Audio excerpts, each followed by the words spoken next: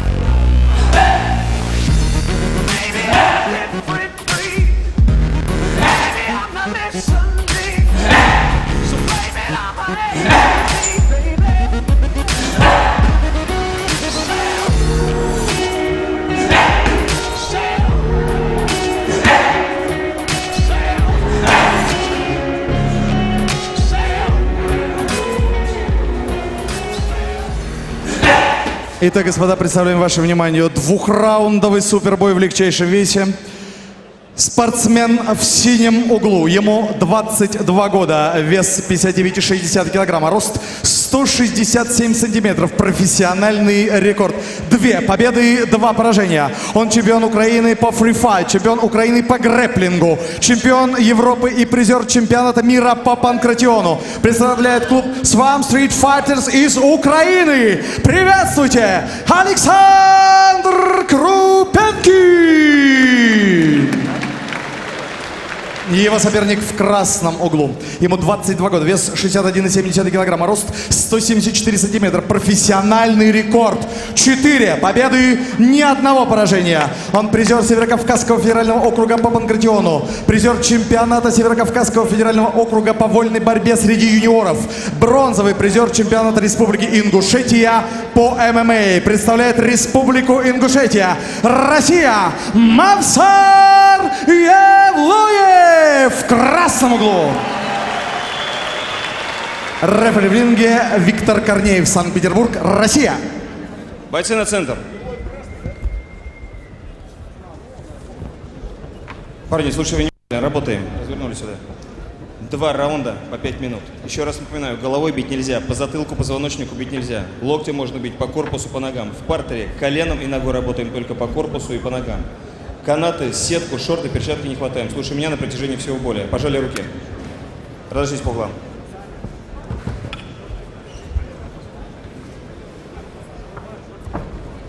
В углу стоим. Судья готов? Судья, четче. Судья готов? Боец сюда. 2 шага до меня, боец красного угла. Бойцу красного угла за перевес. Желтая карточка. За перевес. Спортсмен в красном углу ринга начинает бой с желтой карточки из-за несоответствия весовой категории. Готов, боец? Готов, боец? Первый раунд, бой!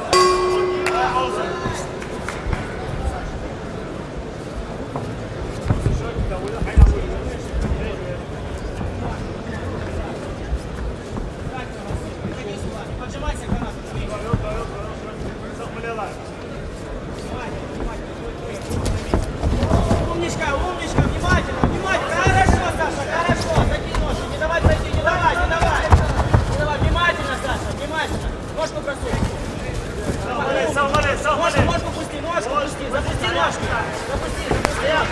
Now. Definitely out of the field here. He started this fight with the yellow card as we just saw the start of the missed weight. He failed to make weight whatsoever, so he's starting to get hard. You can see the difference in size advantage and weight advantage, obviously. Krupenkin is just a small guy anyhow. The height, Evloev, and then having the weight advantage, and he's coming a lot heavier. But Krupenkin decided to take the fight still. Quite happy to him for him to have a yellow card, but mounted in a bad position right now. Nice space there by Evloev. Evloev actually made his pro debut 3 weeks ago, and he's on May 7th at M-1's bantamweight show. And he won by the rear naked choke, barely any damage whatsoever, and here we are. He's back to doing the same thing as last fight. He's got a nice mount, nice strong base, keeping his centre of gravity really low. He's doing a grapevine around the legs. That'll help him stay in mount position a little bit better. A little bit of a mistake putting the hand behind the head. Krupenkin can actually turn him from that side if he wants to, but he's not attempting it. He's more worried about the other arm. He's vastly more experienced than his opponent, even though he has 2 fights less on his professional record. The thing is, he is also a regional champion in pancration. He's a medalist in regional freestyle wrestling, and he's a champion in championships there. He's a strong medalist in championships. He's got quite a few Well, here we go. This is where the punishment's going to start coming down now. That's a big guy to get off the mount. And you can see he's not really sure what to do. Covering the face, using the legs to try and hook the body and push him backwards, but it's not going to happen. The size and strength advantage to Evloev. He's just going to pound until the referee hopefully steps in. I like the pace he's keeping though this time. He's making sure he's landing good shots. Well, he sped them up now, but at first he was landing very patient good shots. No, they're getting through as well. Very much so. This is not intelligent defending. He might have his hands on his face, but he's not protecting himself whatsoever. Well, he could use the cage. He'll use the ring as we hear today. We're not in a race today.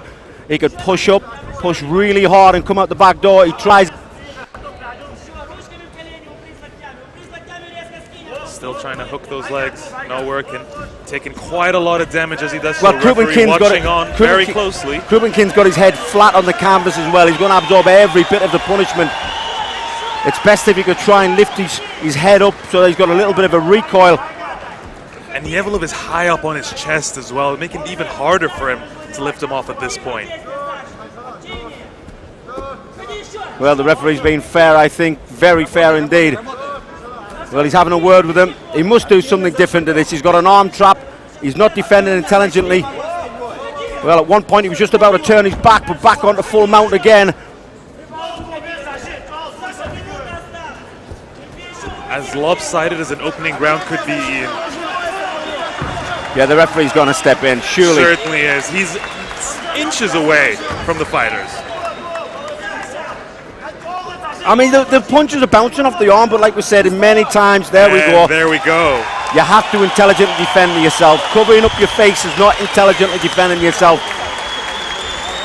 Movsar Evloev started out with a yellow card, started out with a disadvantage in this fight, but boy, did he push forward. Генерал-майор полиции Михаил Ильич Давыдов.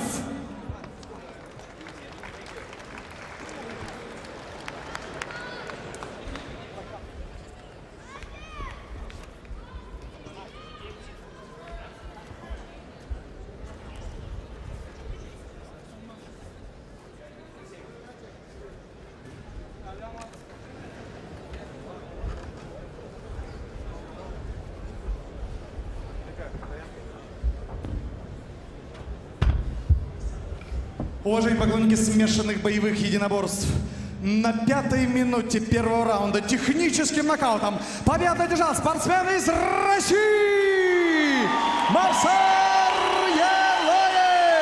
Республика Ингушетия. Movsar Evloev, Ингушетия. Мы благодарим спортсмена из Украины. Наши аплодисменты. Спасибо.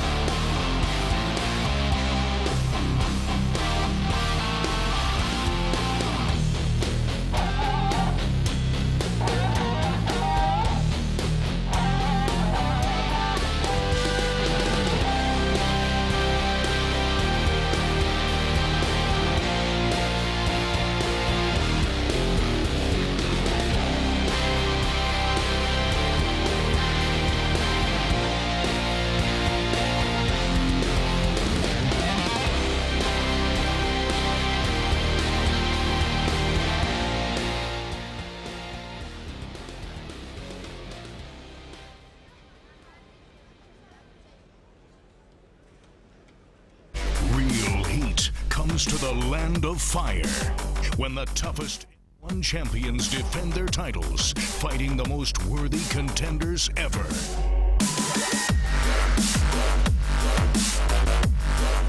Unshakable Ivan Buchinger faces the invincible Magomed Idrisov, who destroyed his best friend a year ago.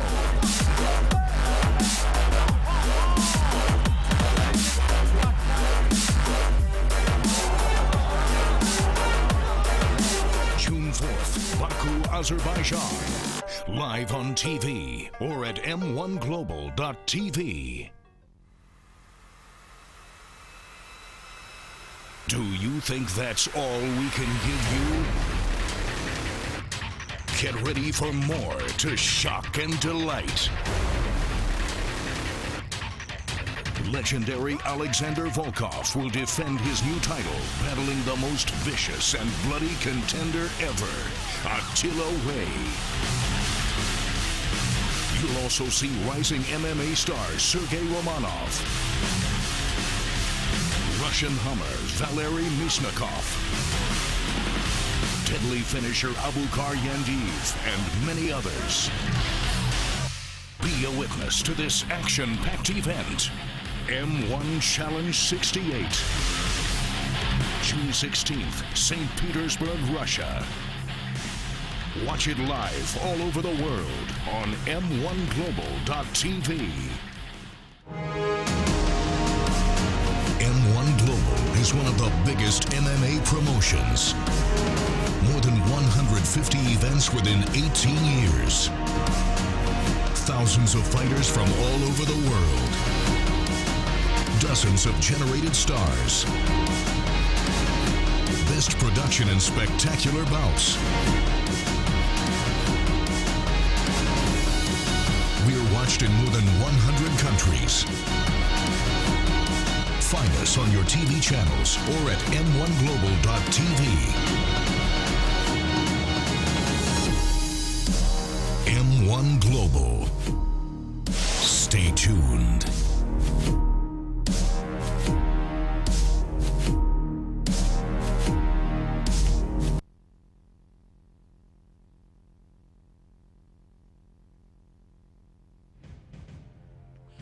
Ta-da-ta-ta-dum. Ta-да-та-та-дам. Та-да-да-да-да-дам. Мы в эфире.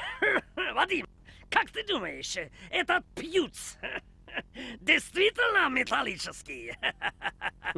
Ну что вам сказать, Ян, сегодня ему придется постараться, чтобы не стать металлоломом. Как это верно! Как говорят у нас в России, куй железный, пока горячий! Именно.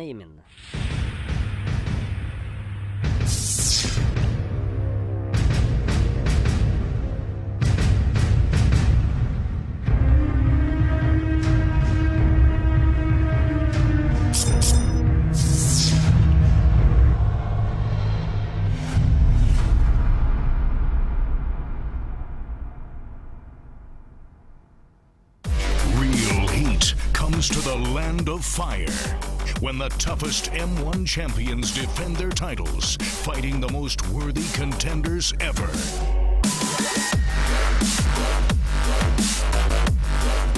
Unshakable Ivan Buchinger faces the invincible Magomed Idrisov, who destroyed his best friend a year ago.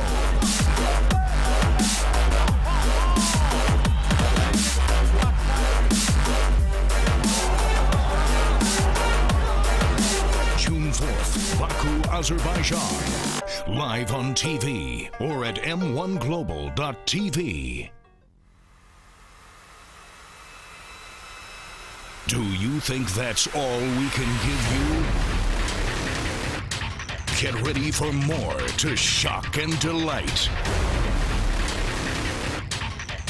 Legendary Alexander Volkov will defend his new title, battling the most vicious and bloody contender ever, Attila Way. You'll also see rising MMA stars Sergey Romanov, Russian Hummer Valery Mishnakov, deadly finisher Abukar Yandiv, and many others. Be a witness to this action-packed event. M1 Challenge 68. June 16th, St. Petersburg, Russia.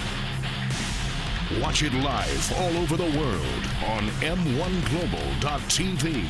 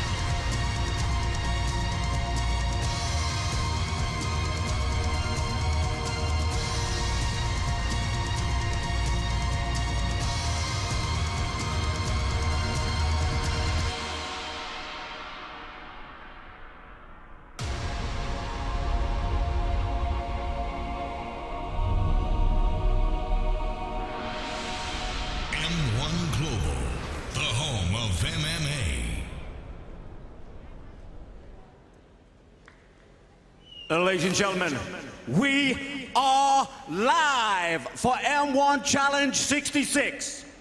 Ladies and gentlemen, welcome to Orenburg!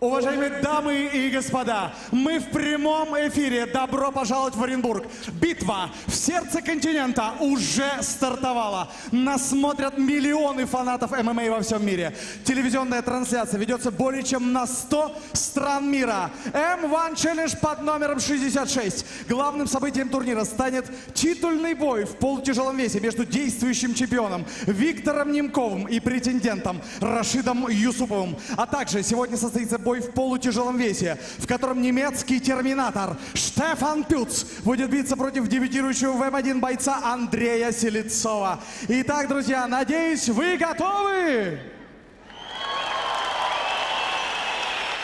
Спортсмены замерли в ожидании, но прежде позвольте представить судей нашего турнира. Главный судья соревнований Алексей Земсков, Россия. Судья турнира Артур Корчемный, Белоруссия. Судья турнира Лукаш Босацкий, Польша. Судья-хронометрист Максим Сандаков, Россия. Судья турнира Максим Протасов, Россия. А также отдельные аплодисменты бессменным рефери нашего турнира. Вячеслав Киселев, Россия. Виктор Корнеев, Россия. И Марко Бройерсон, Голландия. Уважаемые поклонники смешанных боевых единоборств, представляем вашему вниманию трехраундовый супербой в полулегком весе.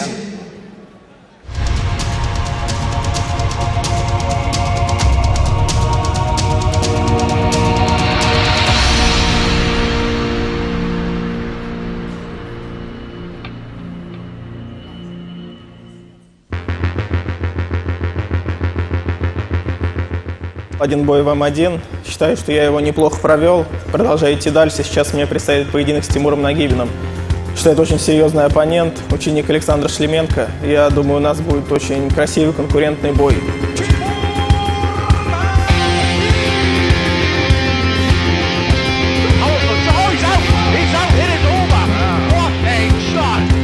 Мой тренер Александр Шлеменко. Мы готовились в нашей школе «Шторм». Мы готовимся ко всему, тренируем как борьбу, так и стойку.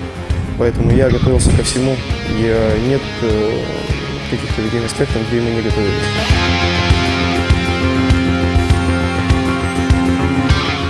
Стоит с Михаилом Korobkovым.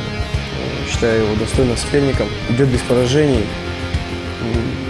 Хорош в партере, в стойке. В принципе, очень такой серьезный оппонент.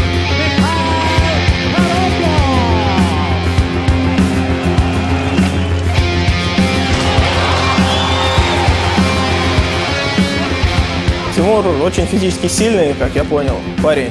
Очень хорошо бьет, точно бьет, работает серийно и хорошо защищается от борьбы. Ну, со мной он не дрался, поэтому посмотрим, насколько он хорош.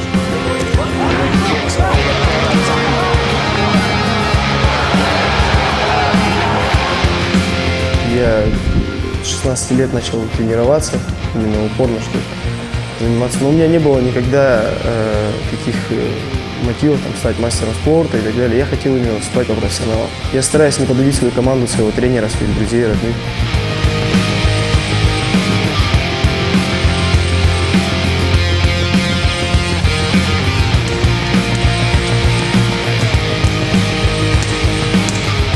Готовился я у себя в городе Рязани, никуда больше не выезжал. У нас отличный тренировочный лагерь, как и спарринг-партнеры, так и общая база. Раньше я дрался, потому что был очень искушенным, готов был драться везде и всегда. Сейчас уже, я думаю, для меня стало как бы таким хобби, даже какой-то забавой, потому что у меня много, скажем так, других дел, других проблем. Вот-вот родится ребенок, но в качестве, еще раз повторю, какой-то забавы, хобби, где-то нужно себя проявлять, где-то я все-таки мужчина, спортом занимаюсь, где-то надо драться. Вот подписал контракт, поэтому дерусь.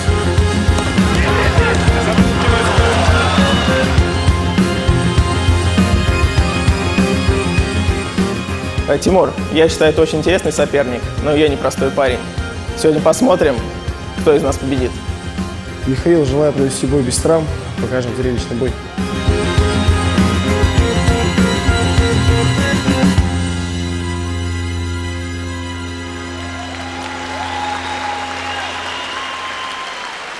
Спортсмен в синем углу ринга представляет клуб «Арта» Рязань и команду «Сечь-Про» Санкт-Петербург. Встречайте, Mikhail Korobkov!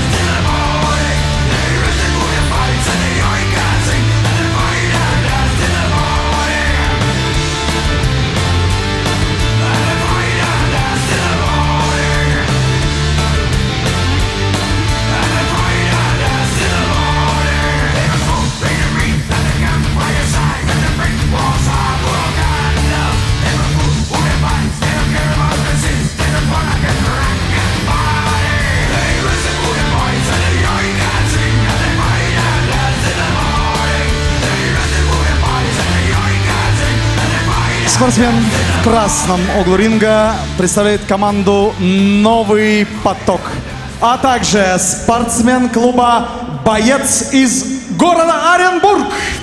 Встречайте! Timur Nagibin!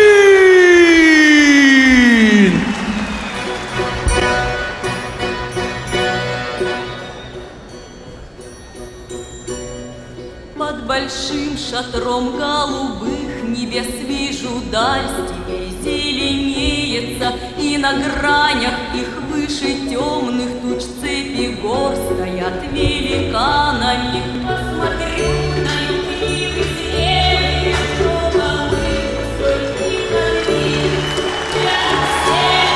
Тимур Нагибин, Россия!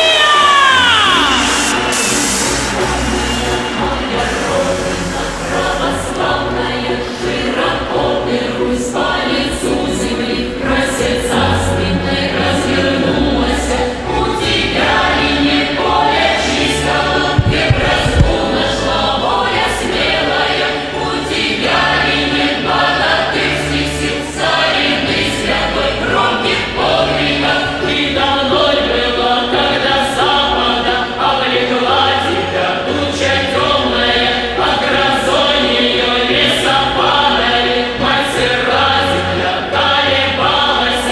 Ты зловещий дым от горевших все высоко вставал черным облаком, но лишь крикнул царь свой народ набрать, вдруг со всех сторон поднялась Русь. Собрал на ветви стариков и жен, приняла гостей на кровавый мир, ты муки себя.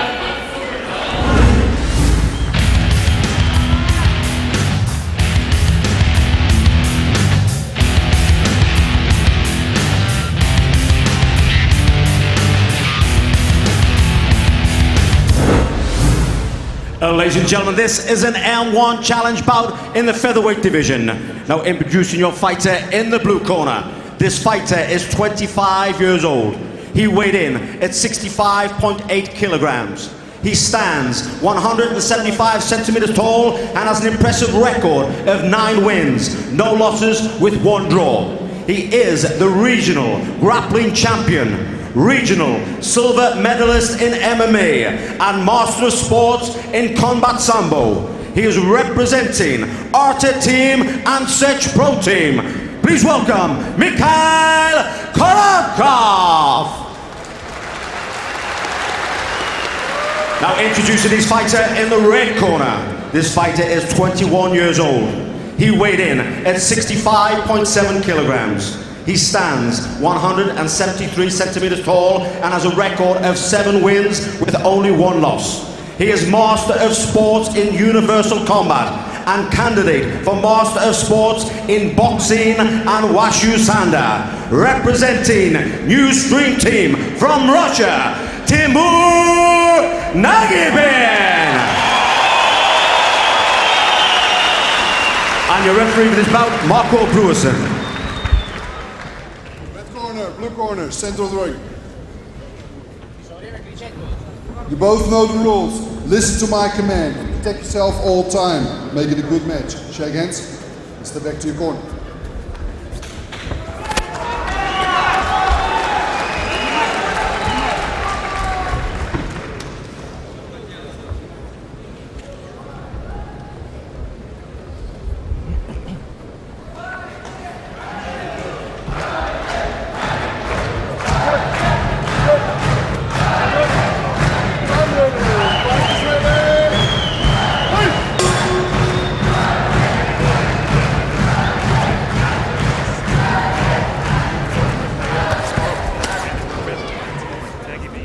Well, did you hear the crowd stamping their feet for Nagibin? Definitely a home favourite. Oh, this Orenburg crowd, they really love their own, don't they? Did you see that? That was an unusual shot. He threw a jab at the thigh of Korobkov. You're seeing that a lot more lately in MMA. I haven't seen it much in the Russian scene, but you're seeing it a lot more, applied a lot more. Yeah, people like Benson Henderson, for instance, really enjoy that. It's really not controversial, but surprising attack offense, really. Well, Korobkov coming in nice and hard with those low kicks. And again. So Korobkov is quite an interesting character, really, because he made a name for himself with a 9-0 record and then came into M1 Global for his debut a couple of events ago against Rodrigo Magalhães and didn't really perform that well, Ian. If you remember, we called that fight and it actually ended up in a draw, and it wasn't a very impressive performance. So I'm wondering in that span of time if Korobkov has actually improved himself very much, because it doesn't say much for his undefeated record if he can't really perform when it comes to the big stage like M1. Oh, he just took a big overhand right as you said that. Big loop and overhand from Nagibin. Nagibin, on the other hand, trains under Zhlobich, so you can expect a lot of unorthodox striking and spinning back fists and whatnot. I like the way Nagibin has got a good guard. Look, his hands up nice and tight, protecting his face at all times. Hands are not dropping low at all. Believe it or not, he's starting a little slower than he usually does, still with the same power. Do you think he's at all impacted by the crowd and the support he has at home here? Well, I don't think, do you know what, if he's a true fighter, then that wouldn't sort of put him off, that would impress him to do more. You know, me speaking from a fighter's perspective, when the crowd were behind me, it sort of picks you up just that little bit, you know, makes you get it the second gear instead of first, but he's doing well there, defending the takedown. Well, Korobkov will certainly want to take this fight to the ground. Of his 9 professional, most of them, 7 of them have come by submission. So this is exactly where he wants to go. He wants to take this to the ground. He's already trying to lock up. Nagibin's going to take it to the ground himself, but he wants to be careful. There's a guillotine in there. As we said, this is exactly where Korobkov wants to be. Well, Korobkov's left go, he's only got one hand on. That'll never work with the guillotine. He's basically just holding his opponent now. But he has the half butterfly. It could work for sweep. Nagibin's very comfortable here. Doesn't seem very concerned.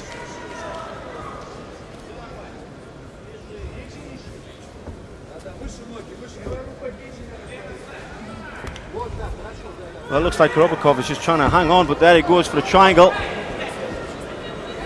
Posturing back. Good work by Nagibin. And here we go. He felt the trouble. Yeah, the crowd are stamping their feet, clapping their hands. That's that little bit of surge, that little bit of extra gear. That'll spur him on. Certainly will, and it's just, what an atmosphere this Orenburg crowd's creating. They really take care of their own here. They expect nothing less than a dominant victory, and Nagibin is trying to give him just that. A bit more, yeah. Trying to hand Korobkov the first defeat of his professional career. Well, I don't think he's going to pull guard with the guillotine now. Actually, that's a wise decision. Unless you have a really tight guillotine, don't pull guard.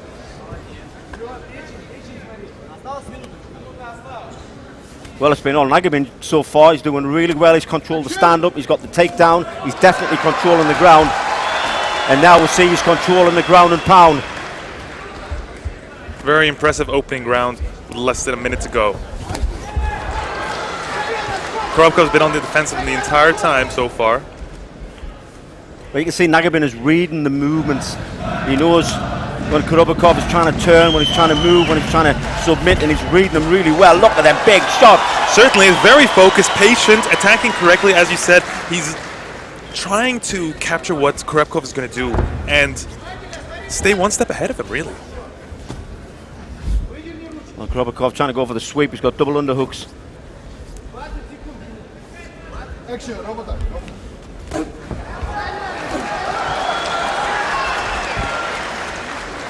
Well, we're down to the closing seconds now of round 1. There's another big left hand. Oh, big shot. And it looks like he's saved by the bell. Just saved by the bell. Well, the crowd are cheering. I don't know if they think that was over. Over or not, I think they're just enjoying seeing the damage he's causing here.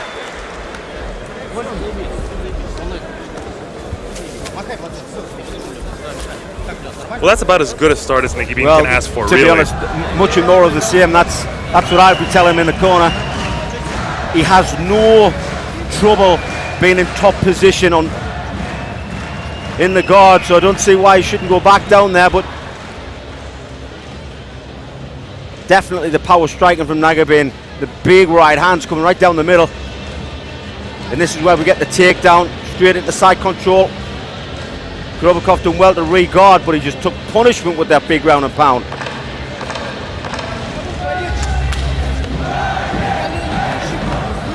He survived, but just barely. As you can see, ladies and gentlemen, Shlemenko, Alexander Shlemenko, the former Bellator champion and soon to be fighting once again M1 Global in the final M1 Challenge 68. He's in Nagibin's corner. He actually flew from Omsk yesterday just to be in attendance for this. Well, here we go, round two.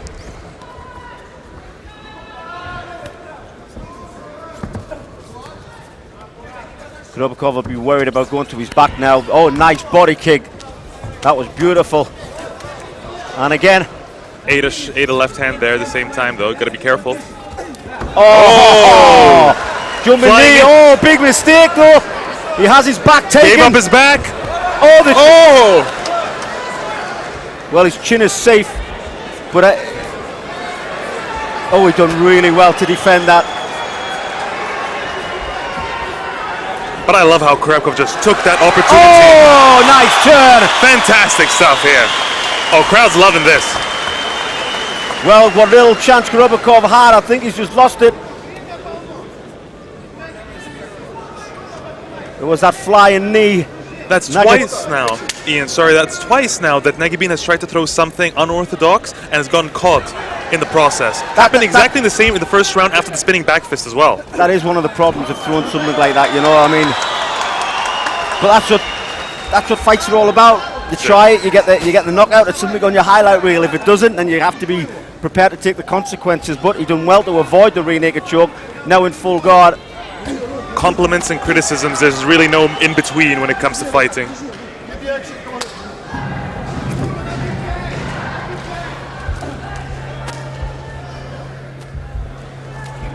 Well, we're back to where we were in the first round. Well, there's not much offense now from Korobkov. He has got the butterfly. He can try and sweep him over as he tries to step on the mount. Seems significantly more tired this round, though. Oh. There's no light shots coming in from Nagibin. You know, there's no teasing him just to open him up. It's every shot is hard. Korobkov's corner is remarkably silent throughout these exchanges. Well,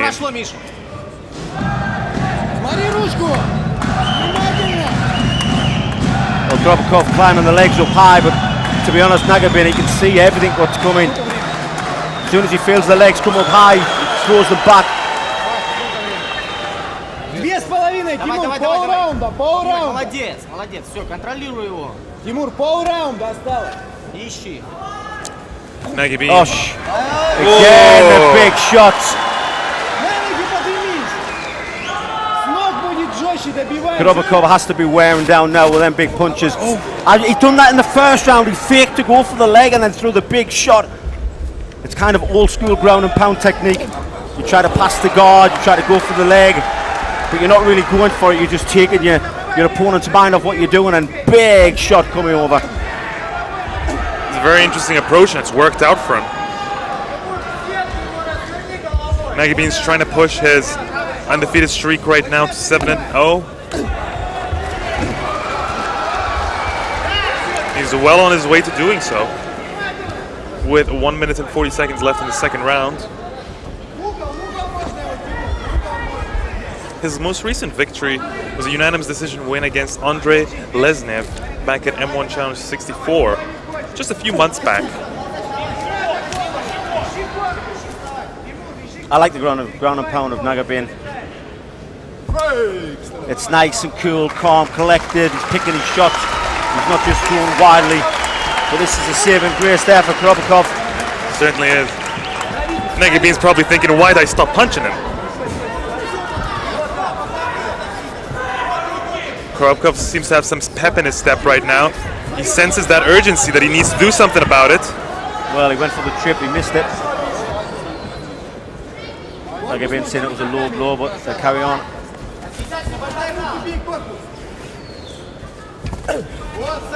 And there's that trip he went for earlier. He got it this time. He needs to secure it. He's going for the back again. Oh, he's a bit high. He needs to be careful. He's going to come over the top. And Nagibin's back on top again. He hit with one shot. That just crumbled Korobkov. As a fighter, do you get broken at this point? Would you get broken at this point? You've tried so many times to get the back, and you always end up on your back. What does that really do to a fighter? You can't break the will. To be honest, most of my fights went the distance, but I'd like to think after round one, definitely round two, I broke my opponent's will. And then you see in the third round, they sort of just go on autopilot. And this is kind of what's happening here. Korobkov, although he went for the back there, when he's lying on his back, he isn't kind of autopilot. He's not really defending very well. He's taking big shots. Because you think to yourself, what do I have to do to get past this man? Well, that's clearly 2 rounds up there for Nagibin.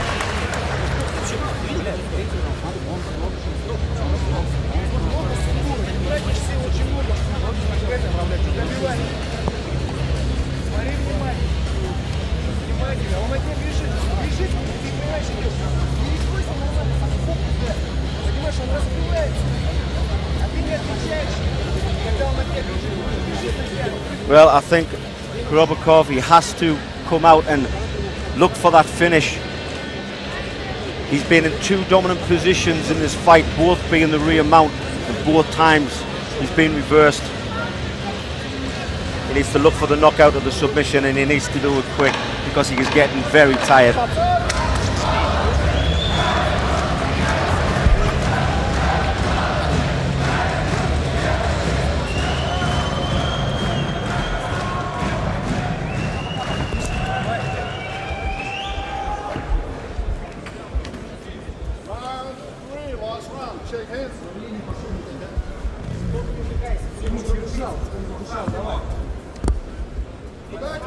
Good show of respect there from the fighters.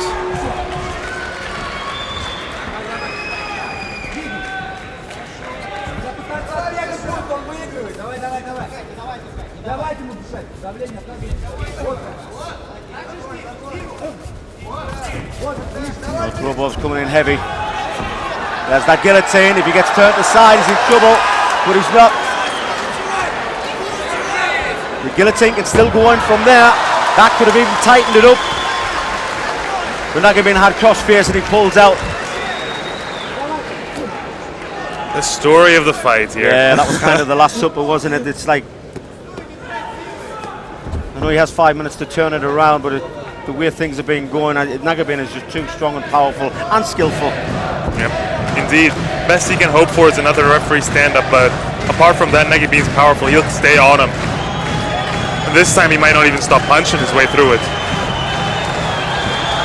As I say that, landing that flurry right now.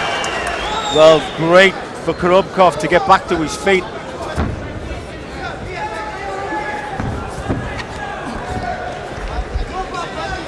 Well, Nagibin's just having his way, isn't he? He's just taking him down at will, punching him at will.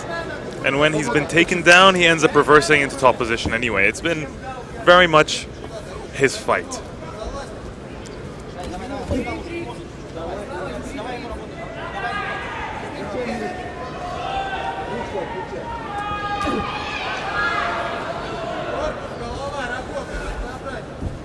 You gotta wonder if Nagibin continues to perform at this rate at M1, beating undefeated fighters along the way, gathering his win streak, if he's gonna be in line to challenge for a title shot in the near future. But why not? I mean, look at the performance he's given us tonight. There's not at one point has he been in any trouble. Sure, he got his back taken, but that was the mistake that he made with that flying knee. You know, that could have happened to anyone, but it's how he got out of the rear naked choke immediately. You know, and apart from that position, he's just totally dominated this fight, and like you say, against an unbeaten fighter. Very impressive stuff.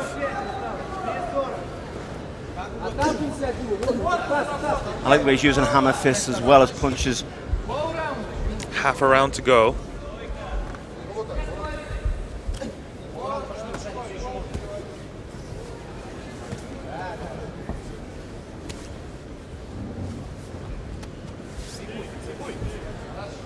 I was just going to say a tiny little lull there. I thought the referee was going to step it up, but Nagibin managed to pass the guard just to give that referee a little bit more time for them.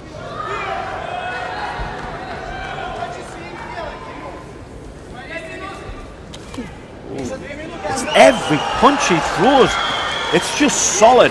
Korobkov's got quite a chin on him. You must admit, taking those punches and staring him right in the eyes as he does it, it's incredible. Referee Marco calling for action.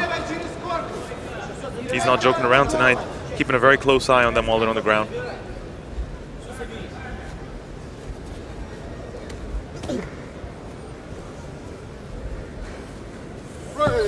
Yeah, good call. We've had two exciting, fast, furious rounds. That was the first lull that we had. Referee stands it up. Zhlobich calling for some spinning back fists and some various attacks right now. Oh, big right hand. Oh! Nearly went through the ropes there. Well, that was your spinning back fist, your spinning back elbow.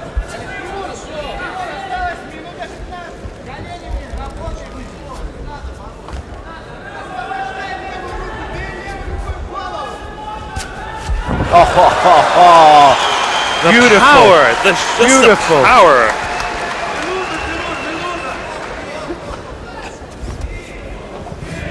Wow. He's got the arm trap. Nice work, riding the body. 45 seconds to go. Well, this has just been a masterclass from Nagibin. To totally dominate an unbeaten fighter like this. He will climb through the rankings, Karim. Certainly will. Big performance in front of his home crowd. Did it with confidence, with style. Oh, has to see that he gets reversed. There's still 25 seconds. Miracles can happen. I tell you, Korobkov is resilient. He has to go for the finish. Resilient. He hasn't given up. I'll tell you, I'm more impressed with his performance, his losing effort here. Oh, as I say that. And he gets out. He's out. Oh, and you can just see the look on Korobkov's face as that happened. That's it. That was it right there. Wow. What a performance from Nagibin.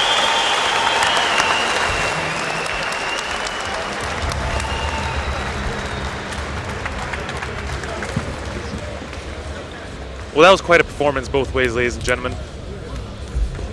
I believe I was more impressed with Korobkov's loss tonight than with his draw and his M1 Challenge 64. His resilience, his chin, an impressive asset to have. But Timur Nagibin was just too much tonight and will likely continue to work his way up the rankings to a title shot against Ivan Bushenga.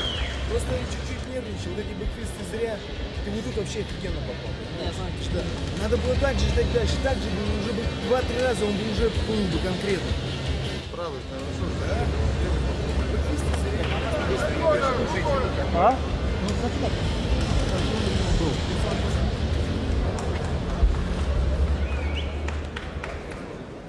Ladies and gentlemen, after 3 rounds of action, we go to the judges' scorecard for a unanimous decision in favor of your winner, Timur Nagibin. Timur Nagibin, город! Еще разок, город! Команда «Новый поток», Тимур Нагибин, ну и, конечно же, Михаил Korobkov. Вот это бой! Миша, аплодисменты, Михаил Korobkov! Миша, восхищен твоим мужеством. Как ты сражался? Казалось, сегодня вся вселенная была против тебя, но ты молодец. Аплодисменты! Настоящий герой. Спасибо. Ну как думаешь, чего не хватило для победы? Силы физической. Покачаться надо. Давай, удачи, до новых встреч в ринге. Спасибо! Ну и, конечно, друзья, мы аплодируем Тимур Нагибин. Скажем прямо, Тимур, этот бой не показался легкой пробежкой. Специально тяну время, чтобы ты немножко отдышался. Можешь говорить? Говорю. Да ладно. Ну что, как тебе поддержка? Поддержка очень большая. Сюда приехали много из других городов меня поддержать. Оренбург, Тюмень, Челябинск. Много людей, зрителей много смотрят. Эта победа не моя, это победа наша. победа нашей команды, нашего тренера Александра Шлеменко, который много времени тратит на нас, сил. Он переживает. Я не могу высказать словами, как я вам благодарен за все. Также хочу поблагодарить нашу организацию «Новый поток», которая дает нам большие возможности для таких высоких выступлений. Своих друзей, свою команду, она сейчас здесь. Без них бы ничего бы, наверное, не произошло. Очень сильно благодарен. Алексей Кунченко, он со мной с первого боя рядом. С самого начала, можно сказать. Вот. Я еще хочу поблагодарить клуб «Боец» в лице Виктора Викторовича Фролова, тоже, который нам очень помогает. И ребят со школы «Шторм», если вы меня смотрите, я всем благодарен. Я счастлив быть частью такой спортивной семьи, как школа «Шторм». Всем большой привет, моим родным. Слишком много у тебя сил. Ты не до конца выложился, дружок. Разговаривает и разговаривает. Ну что ж, ждем тебя с нетерпением на турнире в Санкт-Петербурге, где твой тренер Александр Шлеменко 16 июня сразится с Вячеславом Василевским. Ждем. А сегодня Тимур Нагибин!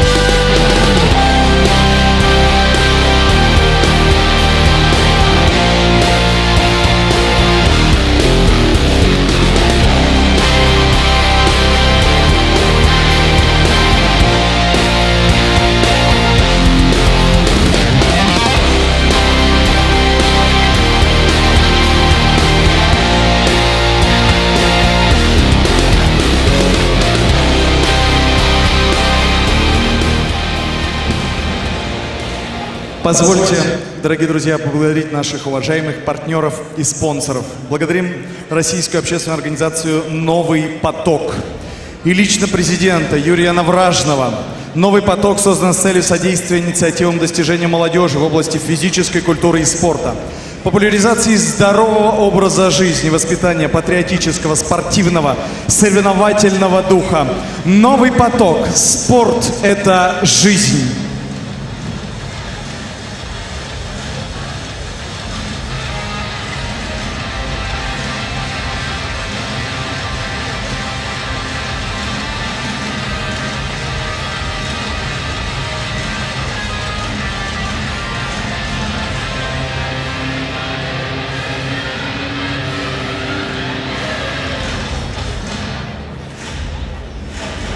Также благодарим акционерное общество «Антипинский НПЗ» и председателя совета директоров Дмитрия Мазурова. Антипинский нефтеперерабатывающий завод. Стратегии, технологии, инновации. Партнер сегодняшнего турнира – строительная компания «Строй Альянс». Мы строим для жизни. И, конечно, организатор мероприятия – промоутерская компания «Золото Скифов». Выражаем свою признательность и благодарность за поддержку в организации мероприятия правительству Оренбургской области, Министерству физической культуры, спорта и туризма Оренбургской области.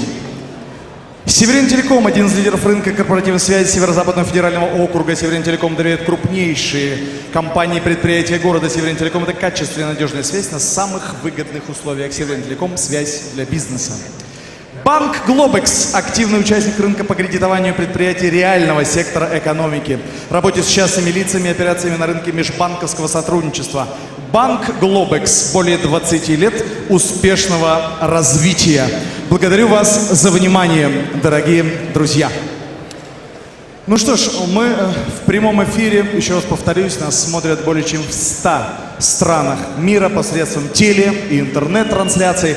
У вас есть прекрасная возможность сегодня поприветствовать нашего традиционного англоговорящего рингоносера Легенда смешанных боевых единоборств, а сегодня он ринг-анонсер Ян Фриман по прозвищу Замашин. Слово англоязычным комментаторам, они приветствуют телевизионную аудиторию всего мира.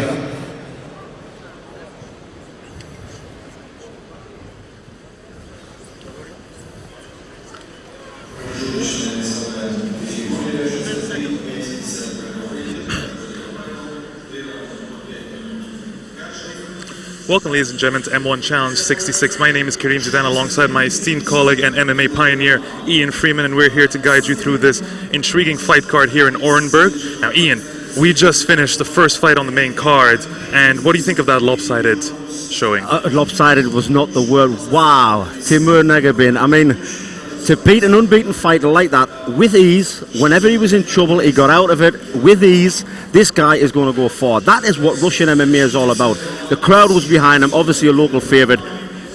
You can't really say the crowd pushed him to win, because with skill like that, that guy is going to go. He is going to reach the top, and I don't think it'll be long before we see him fighting for the title. That was going to be my next question, but that's exactly it. I have no doubt that we're going to see him fight for a title in the near future. That was exactly the sort of performance that you expect from someone in his hometown coming up on the ground. But you know what? This fight card's got a lot more than just what we saw so far. In the main event, we've got a light heavyweight title fight between Viktor Nemkov and Rashid Yusupov, and we've got a co-main event between the former light heavyweight champion Stephan Puetz against a Russian special ops operative who just turned to MMA, Andrey Seledtsov, and that's going to be another fascinating bout. We've got Raul Tutarauli against Damir Ismagulov. We've got a whole host of fights. Ian, how excited are you for tonight's card? Well, let's not rule out Stephan Puetz. I'm a big fan of Stephan Puetz. I personally feel that he won his last fight, although he got a loss, because even when I watched it back, I thought, sure, it didn't look like he was going for the finish as much as he should have done. But he dominated that fight as far as I was concerned. But I'm not the judge, I am the commentator. I watch it as a fan. And I think he will come back with all cylinders firing tonight. Well, that's what we can hope so. It feels like that was the only thing that was lacking, was sort of that push, that extra aggression, so that he could win over the judges on the scorecard. Because you and I both agreed, we called that fight last December, and we both agreed that we believed that it was Stephan Puetz who beat Nemkov in the rematch. But apart from that, next up, ladies and gentlemen, is a fantastic fight between Josh Rettinghouse and Vadim Zhlobich. And that's going to be an interesting fight for multiple reasons. Josh Rettinghouse fought for the World Series of Fighting title before against Marlon Moraes. He's also a former King of the Cage champion, but he is yet to ever make an appearance in Russia, and that's going to be very interesting because he's going to transition from a cage in MMA to a ring. What do you think about that, Ian? Well, I've been lucky enough to fight in both. You know, there's not a great deal of difference unless you don't know how to cut off the ring. You can cut somebody off in the ring quite easy. You can't cut somebody off in the cage. So if he gets cornered, you know, and he wants to try and get out of there, the Russians are gonna slow him down. They're gonna corner him into the side of the ring. They're gonna take him down, or they're gonna hold him there. So hopefully he has a ring back at Germany's back. We gotta hope so, because it could definitely be very difficult. We'll find out what's gonna happen next. Sorry about that. Уважаемые поклонники боевых искусств, представляем вашему вниманию трехраундовый супербой в легчайшем весе.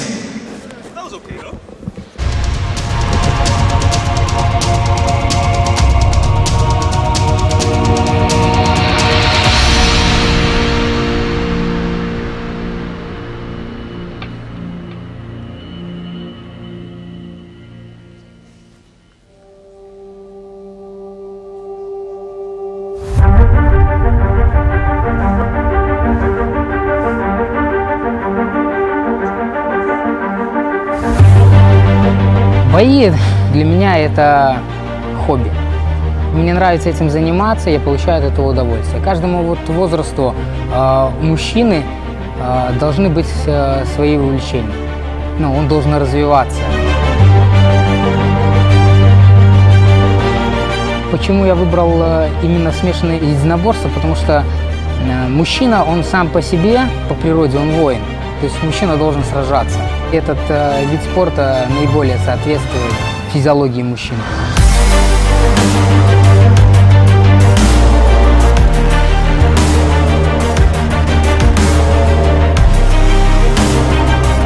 Про бой узнал где-то примерно 2,5-3 недели только назад. Просмотрел видео соперника в интернете. Сделали заключение, что хороший соперник, очень хорошая ударная техника, борется неплохо, сильная левая нога, которая бьет все уровни у него. На этом фоне делали подготовку.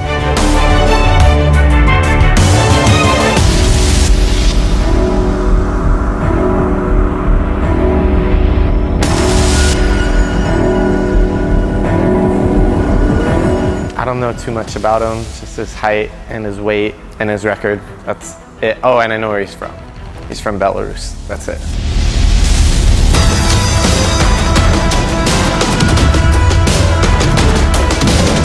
You know, I'll probably just see where the fight goes. Probably start boxing, kickbox a little bit, and then just take advantage of every opportunity that arises.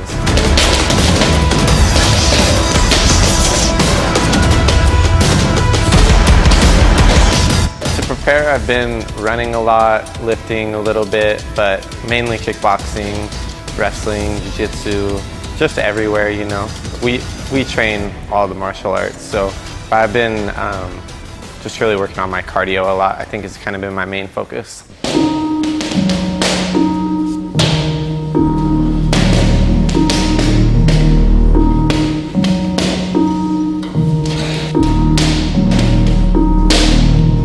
У него прозвище «финишер». Ну, я думаю, что своей ударной техникой я ему могу противопоставить и покажем красивый бой.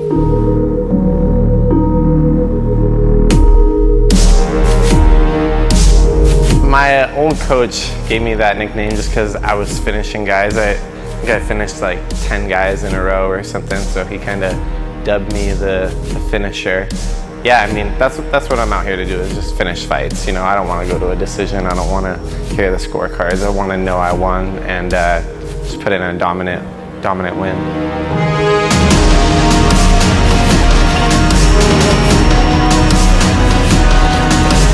В бою хорошо готовились, подбирали спарринг-партнеров, очень ответственно подошли к этому поединку. Когда выйдем в рейдж, то покажем свою работу.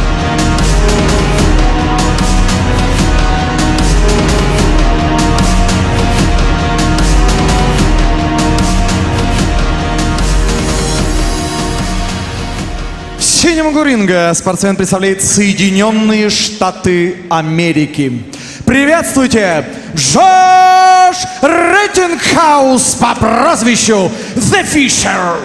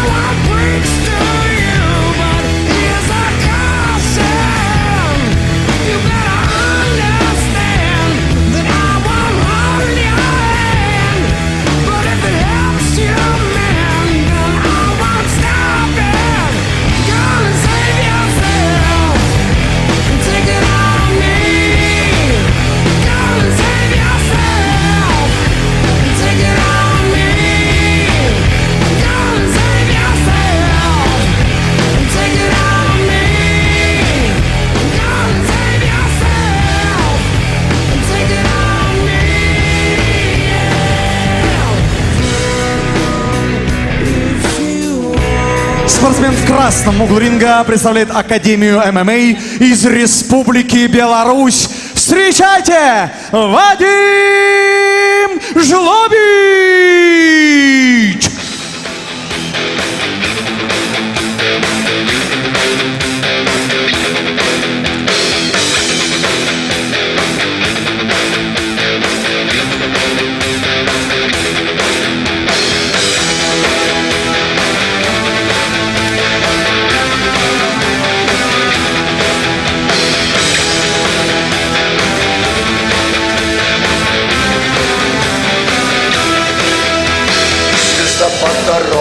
зорниц. Vadim Zhlobich, Республика Беларусь! Тихо льется водой монастырей, а поверх седых облаков синь соколиная высь. Здесь под покровом небес мы родились.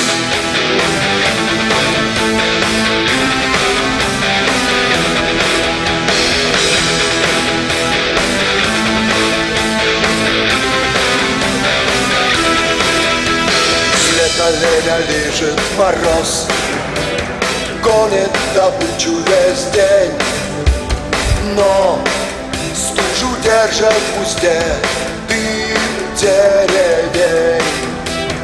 Намила сугроба пурга, дочь белозубой зимы. Здесь в окоеме снегов выросли мы. Сена орлы нас гнет ермова сурма, но в наших венах кипит небо славя. И от чудских берегов до ледяной Колымы все это наша земля, все это мы.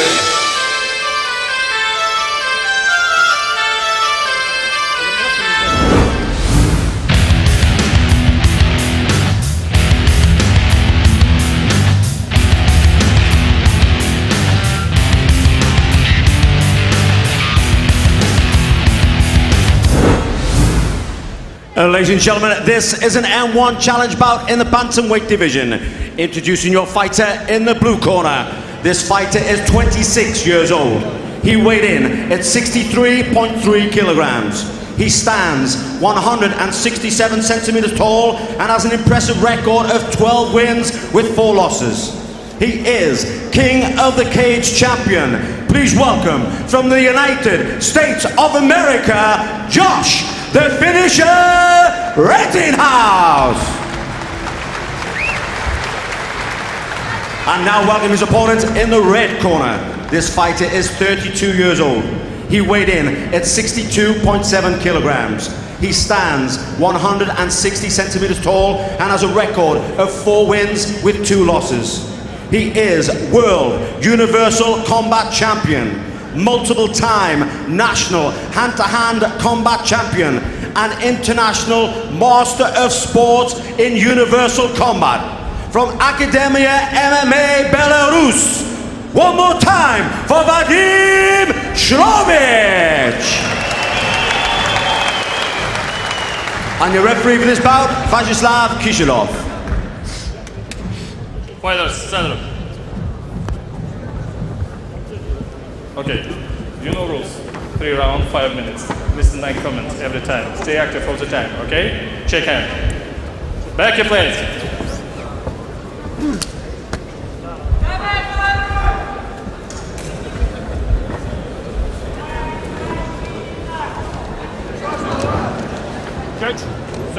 Судья, время. I'm ready. I'm ready. Fight! Well, here we go, ladies and gentlemen. The second fight on tonight's main card is between Josh Rettinghouse in the blue corner and Vadim Zhlobich in the red corner.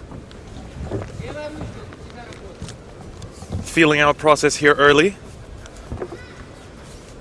Well, like we said, Josh is coming all the way from America. First time he's fought outside his home soil.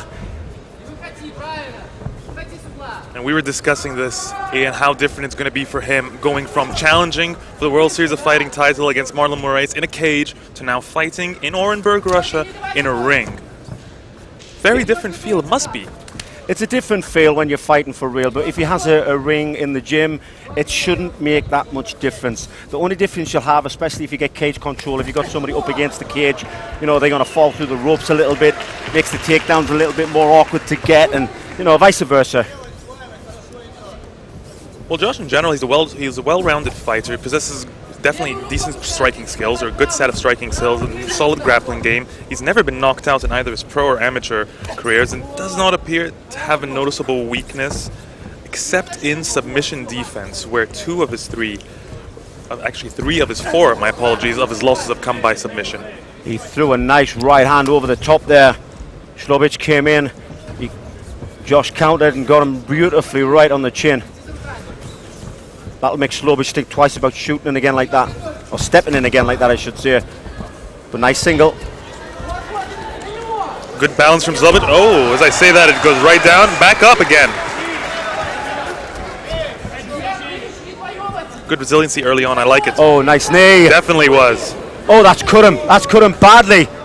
He's got a nasty cut over the left eye. Josh will target that now, because if that split comes up any bigger, it will be a medic's call.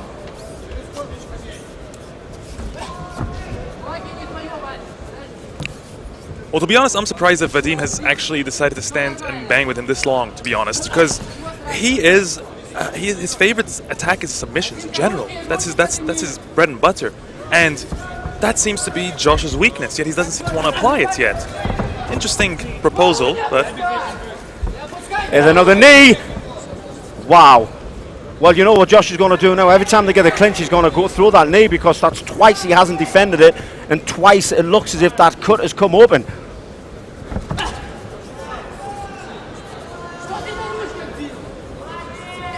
Josh is looking nice and calm and relaxed.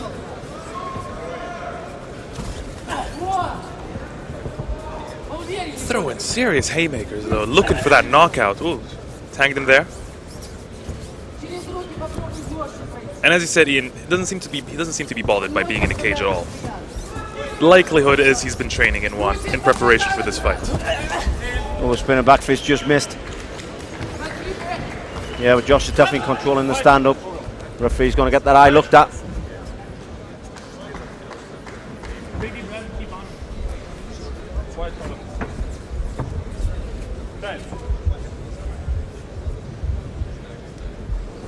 Well, they are right above our commentary box, but it's hard to see. It looks like quite a big cut on Josh's, right above his left eye. Here's the knee. And that seems to be what did it right there. That connected beautifully. Oh, we're seeing little cotton balls filled with blood coming down here next to us, Ian. We've got quite the close-up to the action. Oh, that's a nasty cut. Ooh, it is. That's and a nasty right above cut. the eye. That's the worst spot you can get one of those cuts. The ref is asking the medic. He's No, it's off. It's Over. It's over. And that's it, ladies and gentlemen. The fight's been called off on a very, very nasty cut right above the eye. The doctor decided this was enough, and the fight's been called off. Referee signaling now to the judges. Disappointing conclusion to what could have been quite an interesting and intriguing matchup. Rettinghouse, all the way from Spokane, Washington, fights less than 5 minutes and has the fight stopped for him. You can bet he's disappointed about what's happening right now.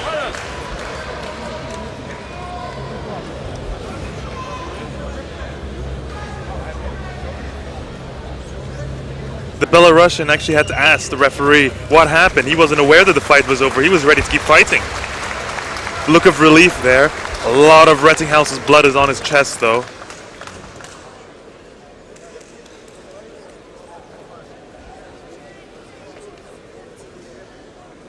We await Ian Freeman's announcement of the decision. Ladies and gentlemen, after 3 minutes, 10 seconds of round one, we have a winner due to doctor stoppage. Let me hear it for Josh, the finisher, Rettinghouse. Итак, друзья, перевод здесь не нужен. Поединок остановлен медицинской бригадой. Well, that was a misstep. That was a misstep, ladies and gentlemen. The winner of that fight was Vadim.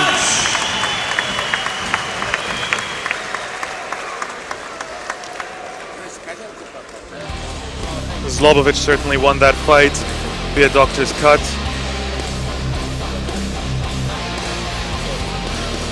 And we move on to what is believed to be, and what many, including the matchmakers for this event, have considered to be the fight of tonight between Raul Tutarauli and Damir Ismagulov. That's next up, ladies and gentlemen.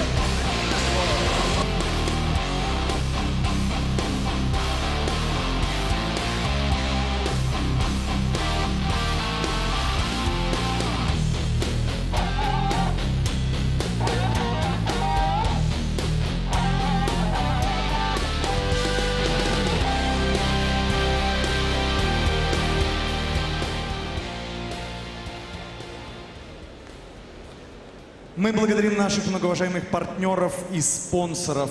Компания «Совфрахт», крупнейший независимый транспортно-логистический холдинг России. 86 лет на рынке транспорта. «Совфрахт» перевозит грузы и управляет активами, входит в топ-20 логистических компаний Российской Федерации и является лауреатом премии Минтранса за лучшее логистическое решение при осуществлении перевозок в Арктике, а также обладателем звания «Лучший национальный логистический оператор» «Совфрахт». Партнер турнира компания «Орензнак». Уже 19 лет является одним из лидеров рекламно-производственного рынка Оренбуржья. Наш традиционный спонсор Северинтелеком, один из лидеров рынка корпоративной связи Северо-Западного федерального округа. Северинтелеком доверяет крупнейшие компании и предприятия города. Северинтелеком — это качественная, надежная связь на самых выгодных условиях. Северинтелеком — связь для бизнеса. А также строительная компания «Стройальянс». Мы строим для жизни. Партнером сегодняшнего турнира является Оренбургский спортивный клуб «Боец», который сегодня выступает, так ярко выступает на нашем турнире. Клуб «Боец», спорт — это жизнь. Давайте поаплодируем всем спортсменам потрясающего клуба «Боец». Они сегодня работают в тандеме с компанией «Новый поток», и мы желаем новых побед, новых свершений и ждем чемпионов от клуба «Боец» из Оренбурга. Кстати, здесь присутствует президент Виктор Фролов. Можем в очередной раз его поблагодарить и поздравить.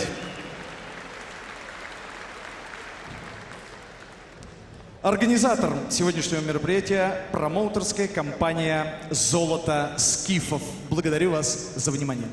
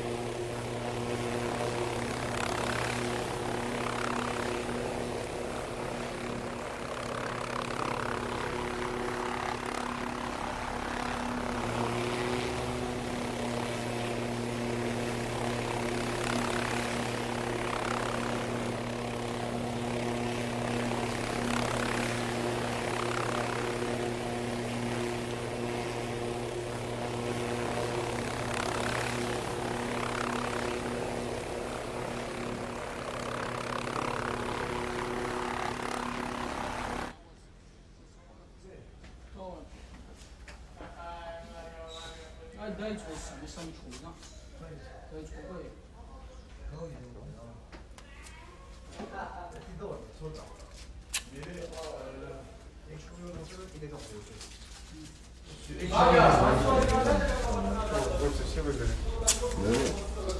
Один проиграл. Вот.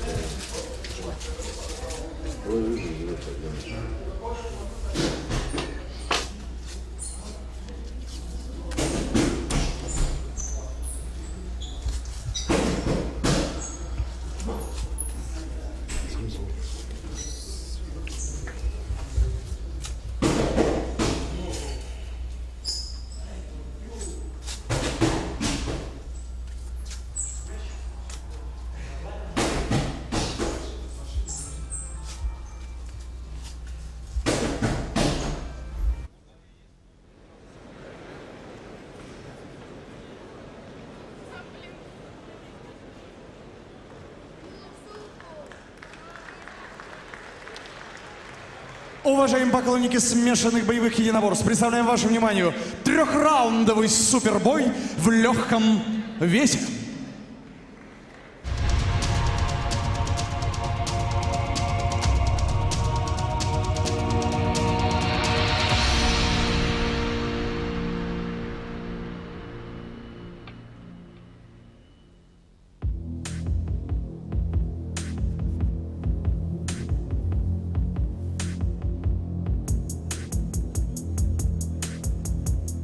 Мне предстоит бой с спортсменом из Грузии, Raul Tutarauli. Очень сильный боец. Думаю, у нас будет очень зрелищный, хороший бой. Я буду биться в родных стенах.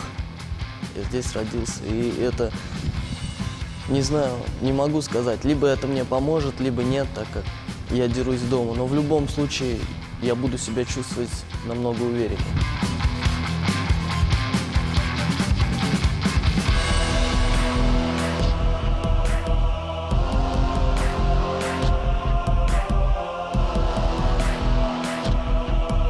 Raul Tutarauli ჩამოვედი საქართველოდან. ხდები ადგილობრივ სპორტსმენს, Damir Ismagulovs. რა თქმა უნდა, მას მეტი გულშემატკივარი ეყოლება, რადგან ადგილობრივია, მაგრამ მე ყველაფერს გავაკეთე, რომ გავიმარჯვო. და უთხოვ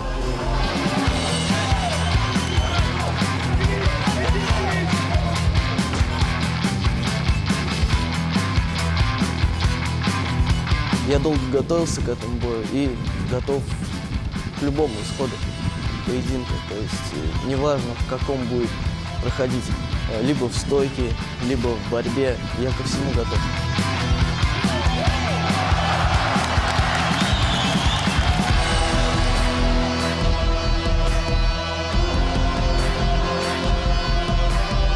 მომზადებით კი ძალიან კარგად მოვემზადე, მომზადეს ჩემმა წვრთნელებმა, მეგობრებმა. ძალიან კარგად ვგზნო თავს, მისცო გავიმარჯვე.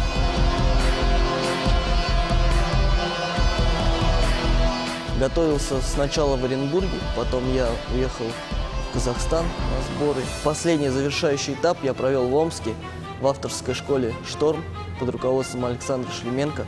Там прошли мои сборы, можно сказать, основные сборы.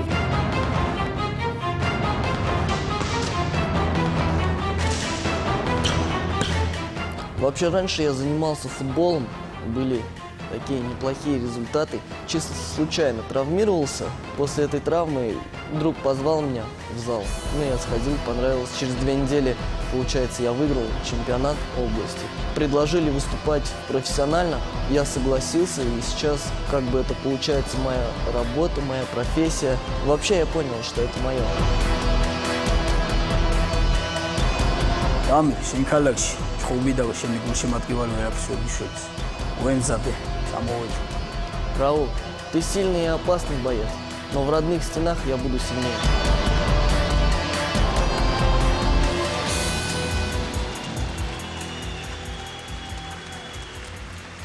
Спортсмен в синем углу ринга из Грузии представляет клуб Mia Fight. Приветствуйте, Raul Tutarauli! არ გავცვლი სალსა კლდეებსა უკვდავების სახეზე. არ გავცვლი მე ჩემ სამშობლოს სხვა ქვეყნის სამოთხეზე და სამშობლო როგორც უფალი ერთია ქვეყანაზე.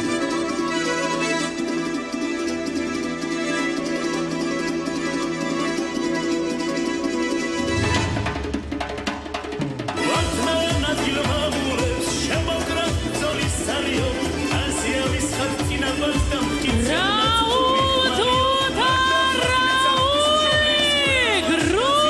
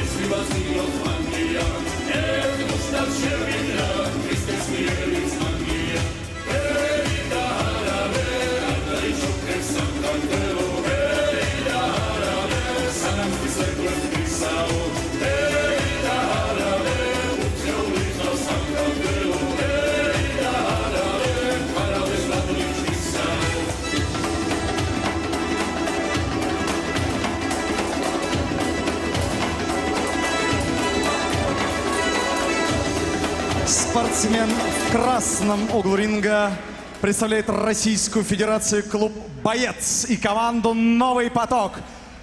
Приветствуйте, любимец Оренбурга, Damir Ismagulov! No matter where you are, light us up. We gon' start a riot tonight, tonight, tonight. Put your hands up to the sky. Flames so red like blood, fire, fire. Oh, oh, oh. Burn it up like a blood fire. Light it up like a blood fire. Burn it up like a blood fire. Damir Ismagulov, Россия!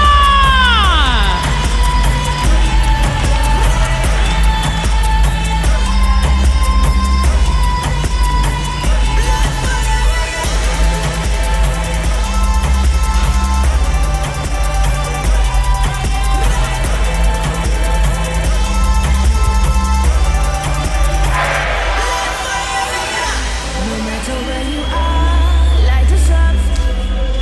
We gon' start a riot tonight, tonight, tonight. Put your hands up to the sky. Flames so red like blood, fire, fire. Oh, oh, oh.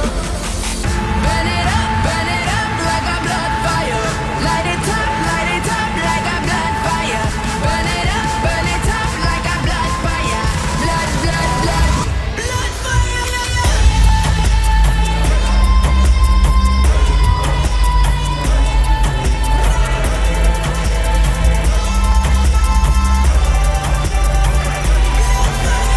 Can you hear the noise around? It's like a rave for tonight's our blood fire. Can you hear the noise out there? It's like a rave, we burn it down like blood fire. Can you hear the noise around? We gonna rave tonight's our blood fire. Can you hear the noise out there? It's like a rave, we light it up.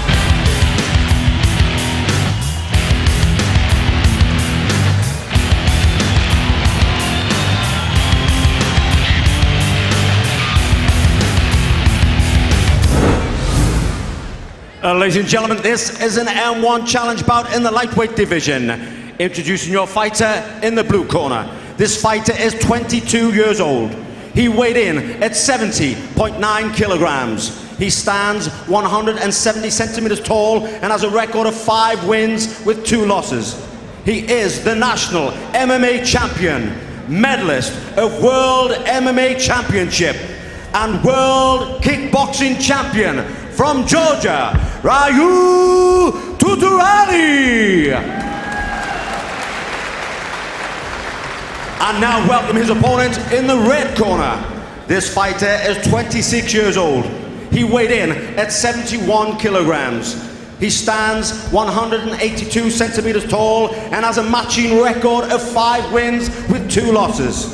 He is Master of Sport in Universal Combat, Master of Sport in hand-to-hand combat, and National Cup winner in MMA. Representing Ustream team from Russia, Damir Ismagulov. And your referee for this bout, Marco Bruisen. Red corner, blue corner, center of the rage.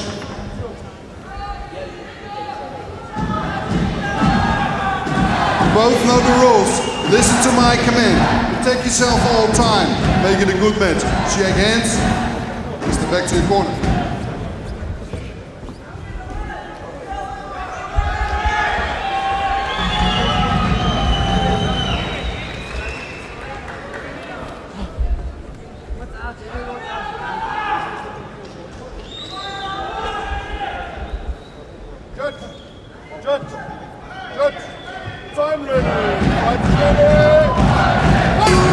Here we go, ladies and gentlemen. In the blue corner, Raul, Tutarauli. In the red corner, Damir, Ismagulov, and Ian. You can tell straight away who the crowd's after here. It's Damir, Ismagulov, the local favorite. But to be honest, this is one of the favourite fights. This is going to be a slugfest. Everyone said that someone's getting knocked out before the end of the 15 minutes. But who? Because they can both bang and they can both swing just like that. Tutarauli, this is exactly what he loves doing, Ian. It's exactly his game and his zone. His recent fight, Raul knocked out Alexei Makhno in particularly vicious fashion. And it was vicious because it was a standing TKO where Makhno kept taking repeated damage until the referee had to mercifully call it off while he was standing. Oh, nice hips there. Tutarauli looked like he was going to be put on his back, but he twisted his hips at the last second and ended up back on his feet. But like we said, Tutarauli, the way he swings for the fences. You know, a lot of people would say that's not very clinical striking, it's not clinical boxing, but it works for him and that's what he likes to do. With his size and I feel his stout appearance here, it certainly works in his favor. But there's another thing we should note, Ian, that's really important is that this fight, which was set for 71 kilos, Damir Ismagulov came afterwards and said he would need to raise it to 72. And Raul agreed because Damir apparently was very sick with a high fever. Raul agreed. He still ended up showing up at 73 kilos, so 2 kilos and a bit overweight.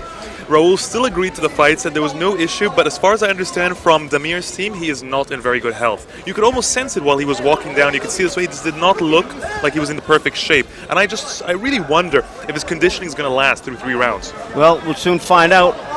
Well, that was a takedown, got back to his feet, and another takedown. Just needs to control them hips, pull those hips back away from the rage.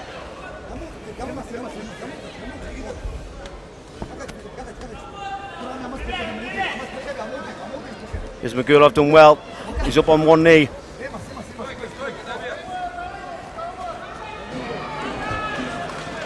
Ismagulov's another great striker. He's had a successful amateur career in MMA, and he's a dangerous. He's got a power. Applying the guillotine, Karim. He's applying the guillotine. Very nice. Oh, left go. He left go. His hand is around the ropes as well. Referee stops that. He's going to get wrong for it. That's twice. He got told earlier and then got took down, being told again, and now he's getting a warning. Verbal warning at that. No point deducted yet.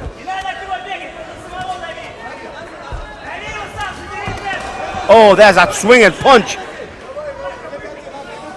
Although he brings his arm back and over the top, it's so fast, it's hard to avoid it. It really is one of the horrific punches in this sport. It's really, having witnessed his knockout in person, up front and close in the first round, that's not something I ever want to be on the receiving end of. Nice spinning back kick. Obviously the crowd are behind him. Ismagulov. Certainly are, but I just wonder how long it will last. He's going to spin. I knew what you could see. His hip turn.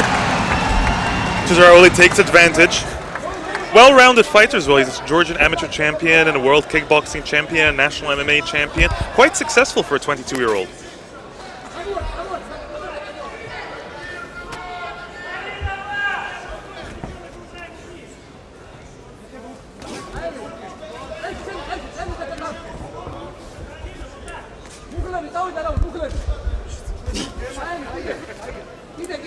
Referee keeping hold of the ropes just so they don't fall through. That's what we were talking about earlier, the difference between a ring and a cage. Oh, nice. Oh, very nice. Trying to work the back, but Tutarauli grabs a hold of his arm.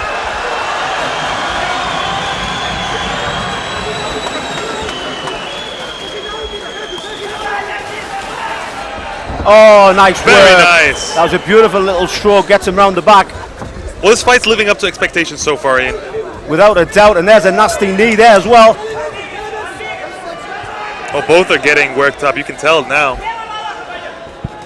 Oh! It's those looping lefts he throws to, jumping, looping lefts. They land, the accuracy on such unorthodox strike. Wow, very nice, jumping knee. That caught the arms though. Didn't actually connect on the face, so he was lucky. Lucky indeed, I couldn't tell from my angle there. Thanks for that, Ian.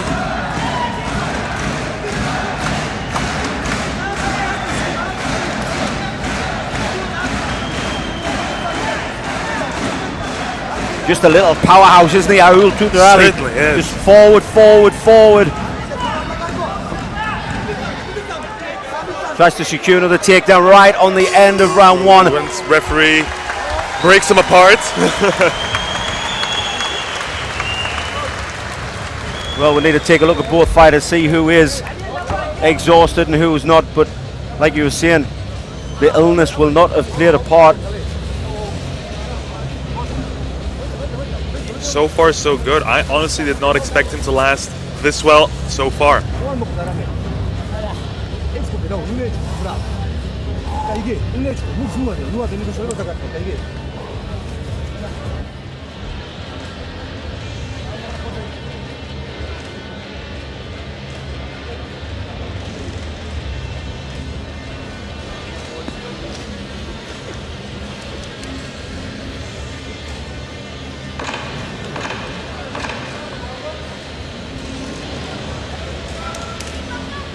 Well, both guys are slow getting off the stools.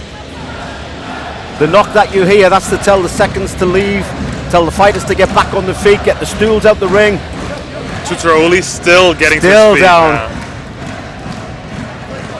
Well, that's not what I expected to see, Ian. I know that Damir Ismagulov has great endurance generally in his fights, but after what I've heard about his weight cut and the high fever he had just a few days ago, I am shocked that he's the one who looks far more stable heading into the second round.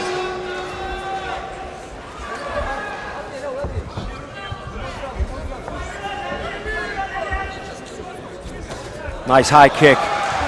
Tutarauli's fight with Alexei Makhno definitely was a back and forth, though. He did not win that fight immediately. He won that fight late in the third round. So I wouldn't be surprised if we're in for like an emotional and physical roller coaster of sorts here until then. Oh, very nice kick to the stomach. How that didn't crush the liver, I do not know. That was solid. But Tutarauli coming back with them swinging right hands again. He shook it off like it was nothing, Ian. I don't think Ismagulov can believe it.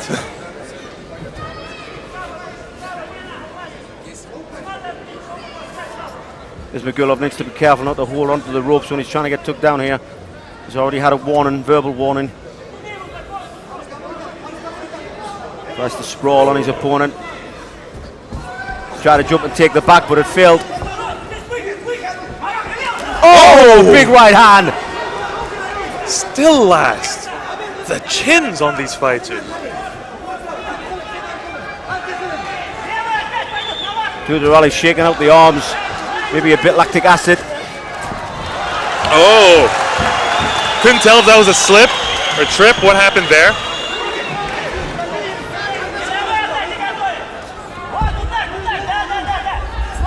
Oh, Ismagulov's got a big bruise on his right cheek. But oh, well, Tutarauli took a big, deep breath there when he got kicked in the body.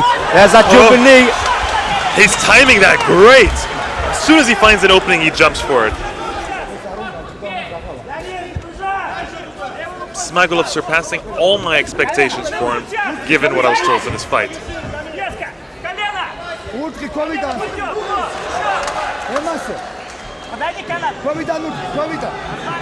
Oh, Tutarauli slowing down even when he's picking him back. Going for those legs, trying to weaken those legs.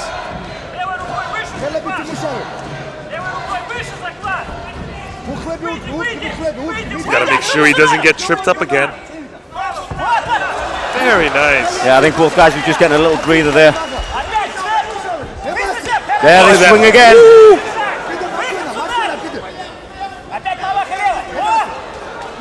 You can hear that right here at cage side.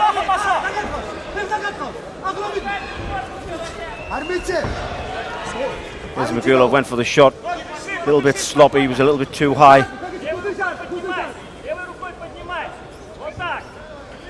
Ismagulov looked up at the clock there. Maybe he's wanted to see what time it was, but he's not going to see the time because we have the split screen with the cornerman. Takes off the time. Normally a fighter, when he looks up to see how long's left, it's normally an indication they're getting a bit tired. Certainly.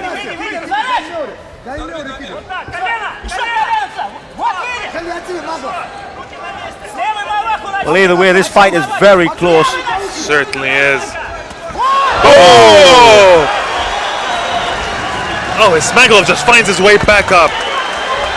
There's that jumping knee again. Oh, the crowd's eating this up now. 1 minute and 30 seconds to go in the second round.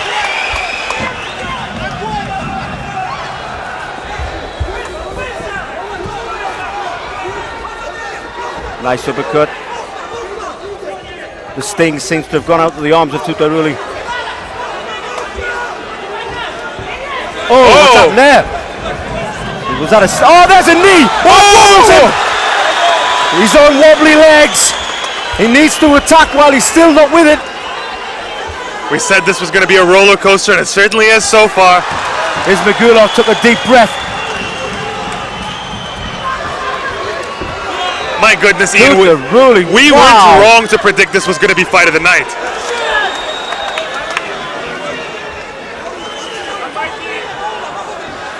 Looking for a spin again.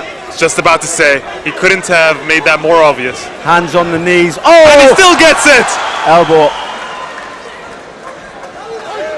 Because it was an elbow, yeah, so I see. It was a spinning back fist, but he caught it with the elbow. That's why the referee just gave him a warning, didn't take a point. It's hard to... Oh, there's that knee! Tutarauli's been totally open for that knee, has not been defending it whatsoever. Barely sees it coming. Ismagulov just jumps out of nowhere. Quite an engine he has on him there.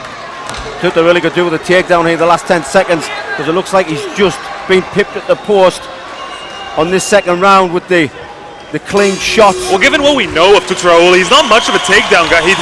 He'll fight you up against the clinch. He'll try and steal your soul in a clinch position up against the ropes, but he certainly is not the kind of fighter who likes to go for ground and pound. Surprisingly, given the power of his shots, hasn't been a staple in his game so far, and it might even cost him this fight, Ian. Hasn't been enough variation in his game, while Ismagulov, that endurance on him, good God. I can't see any fighter sort of... They're both tired, there's no denying that. But I can't see any fighter sort of dropping the guard that much in the third. You know, they're both going to still come for it. I think that switched on as fighters. They're not... One of them is not going to crumble. I don't think it is. One of them may get hit and get wobbled, but I don't think that one of them will crumble enough for the other one to just overpower them.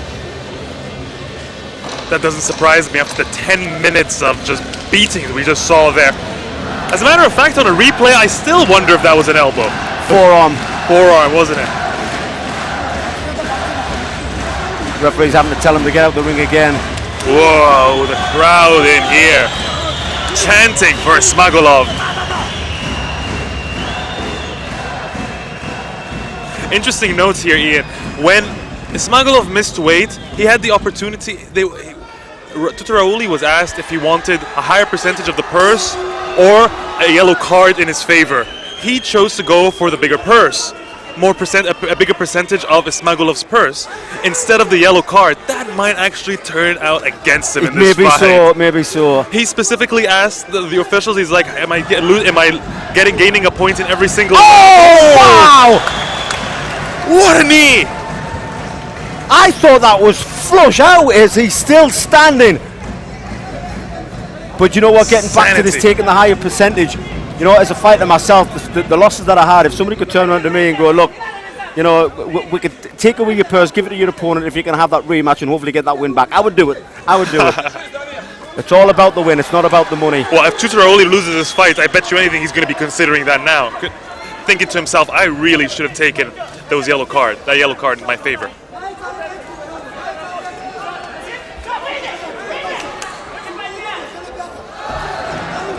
Four minutes to go in this fight. Tutarauli's still swinging. Doesn't have the same sting in his punches, but they're still vicious. If they connect, they can still drop you. Anyone but Ismagulov, apparently. Ismagulov looks as if he's coming alive in this third round. Took him a while to warm up, I think. That just shows the resilience of these two. Indeed. Indeed, making lightweight a very interesting division right now. Tutarauli will be happy to keep his man up against the corner post. Gets a little bit of a breather. Well, there's no doubt that the winner here is going to get a significant boost, Ian. As many fans are already well aware, M1 Global has stripped its current lightweight champion and will soon be looking to book a vacant title fight. One of these guys just might find their way into one of those significant fights in the near future, or at least work their way up to that contender fight. Well, I can't disagree with that. Oh, he went for the jumping knee again. Oh, well, it was more of a skip and a hop and got tagged on the way in. Nice takedown. That's exactly what you need in the third round. It takes the backers, welcome him. Pivotal moment here.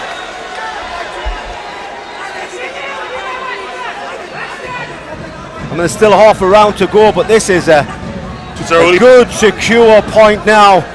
Trying to dump his opponent off him.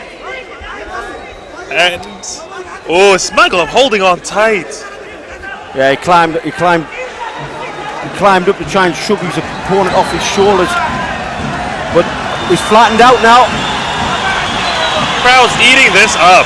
Can barely hear myself here, Ian.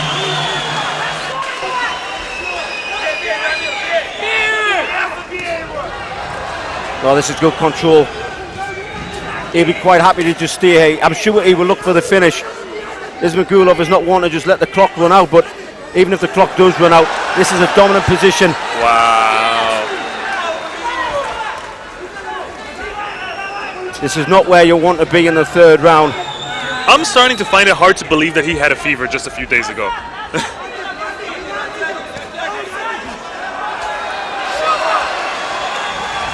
Referee watching closely. Whoa! Ismagulov is now going for it. Referee is telling Tutarauli to defend more intelligently.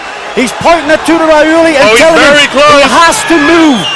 90 seconds to go. There's no escape here for Tutarauli. He cannot wait for the clock to run out. The referee's going to step in. Fairly intelligent defending. Oh, the crowd's just waiting for this. They're waiting for the moment. There it is. It is over.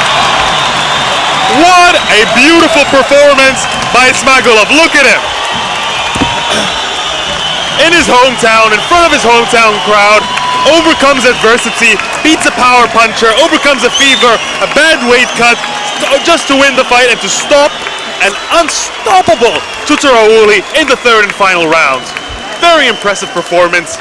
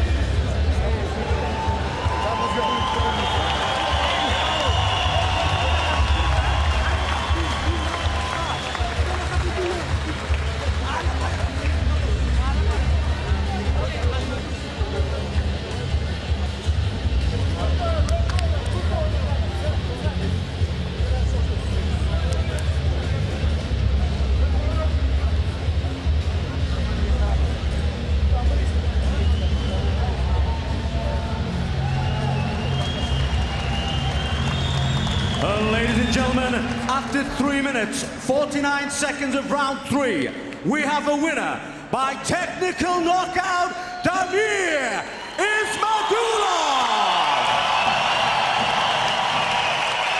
Damir Ismagulov, команда «Новый поток», клуб «Боец» из города!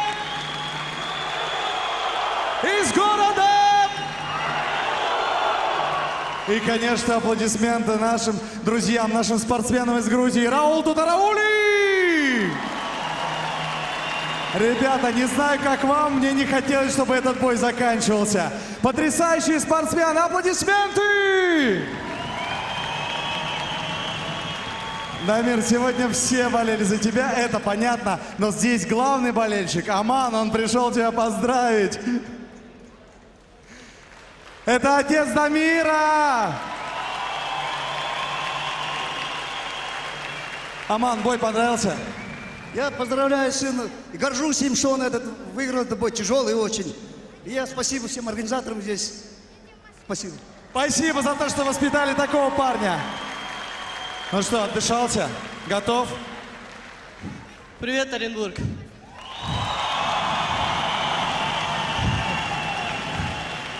В первую очередь хотел бы выразить слова благодарности директору Антипецкого нефтеперерабатывающего завода, это Мазуру Дмитрию Петровичу, Юрию Навражному и президенту Федерации Оренбуржья Фролову Виктору Петровичу. Спасибо им.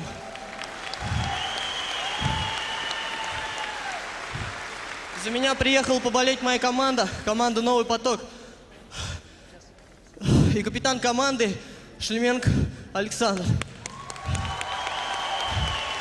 Также в моей подготовке особую роль сыграли люди, такие как тренер Казахстана Сарсикена Формат, Бутаков Вячеслав. So, ladies and gentlemen, Damir Ismagulov spending a moment here with his father and his team, thanking the crowd in attendance. His father, very emotional right now. Thank the crowd, thank the organizer in the Orenburg Federation, Viktor Frolov, as well as Vadim Finkelstein and others for organizing this annual Orenburg show. Very emotional moments here for the local fighter. Ты основательно подготовился к победе. Это понятно. А что скажешь про соперника?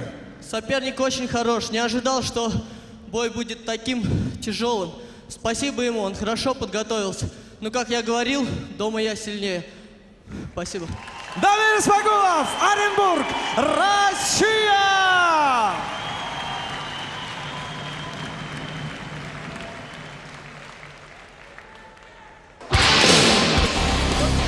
Well, Damir Ismagulov finished that off by saying that he is much better and much stronger fighter on home soil. And I find it hard to disagree with what he just said there. All his best performances have always been on home soil. To take out a believed title challenger in Raul Tutarauli like that in the third round on home soil, big career moment for Damir Ismagulov. Very impressive finish to the fight.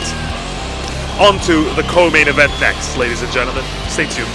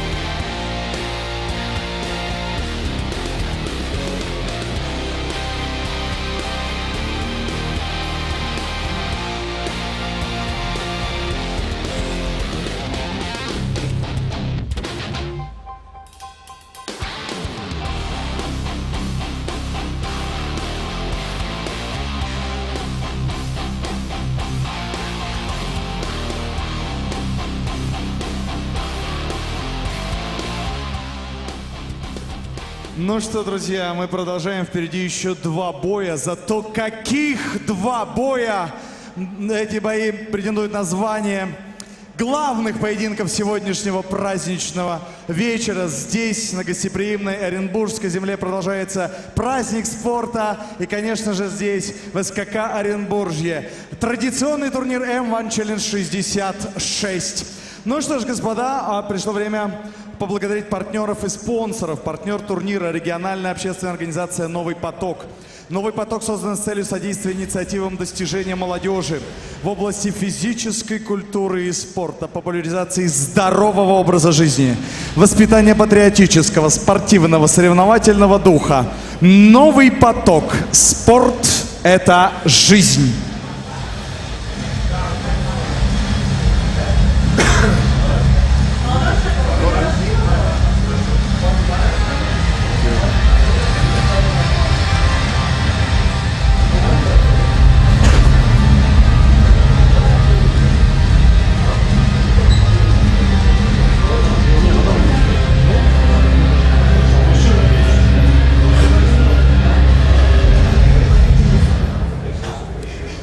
Партнер сегодняшнего турнира — закрытое акционерное общество «Антипинский нефтеперерабатывающий завод».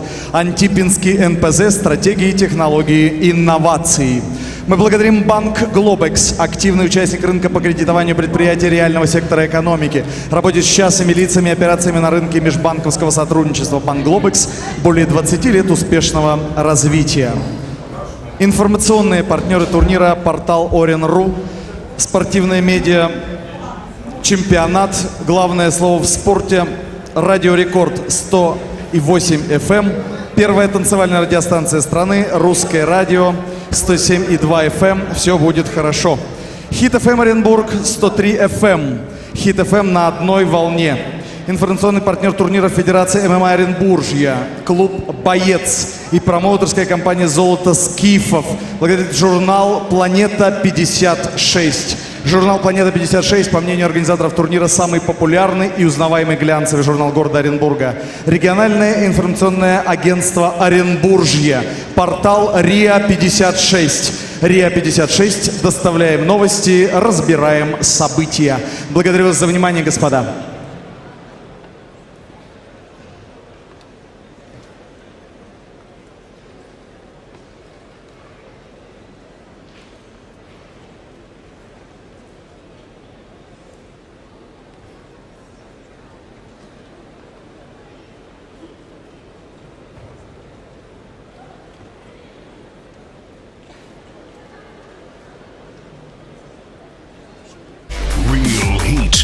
To the land of fire, when the toughest M1 champions defend their titles, fighting the most worthy contenders ever.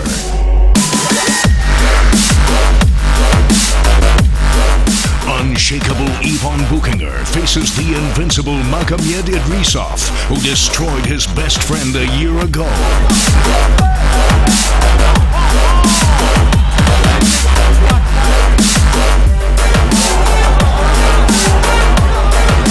June 4th, Baku, Azerbaijan. Live on TV or at m1global.tv. Та-да-та-та-дам. Та-да-та-та-дам. Та-да-да-да-да-дам. Блин, мы в эфире. Вадим, как ты думаешь, этот Пьюц действительно металлический? Ну что вам сказать, Ян, сегодня ему придется постараться, чтобы не стать металлоломом. Как это верно! Как говорят у нас в России, куй железный, пока горячий! Именно.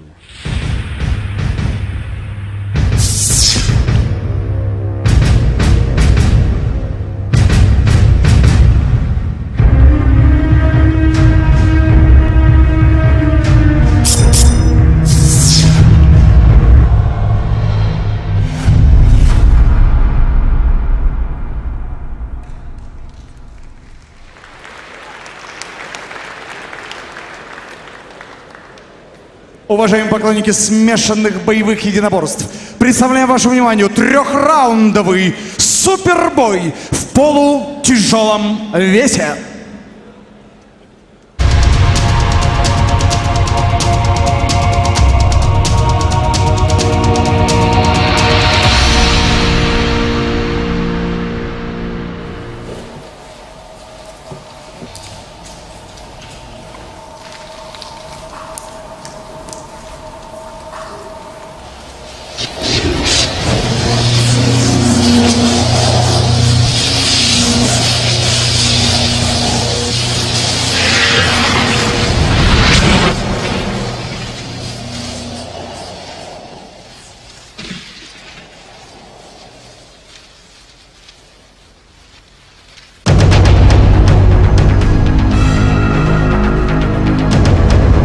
Sent back to Russia as an updated version to defeat the new target, Andrey Seledtsov.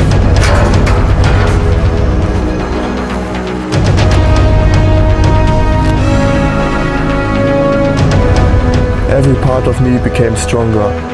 Now I'm excellent. I will save the future of the machines.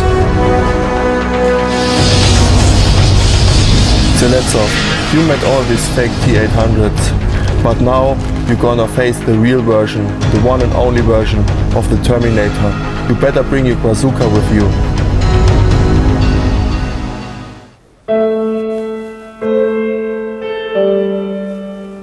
Меня зовут Seledtsov Андрей. Я профессиональный боец ММА. Я представляю клуб Нордланд, команды ММА Север и команду Стеч Про. Воинскую службу проходил в разведывательной роте специального назначения Беркут. Из армии много вынес, много дала армия для меня. Появилось большое боевое братство, товарищи, друзья, которые будут поддерживать меня и болеть за меня в этом бою. Во время службы в армии стал чемпионом северо-западного регионального командования по дзюдо и по рукопашному бою.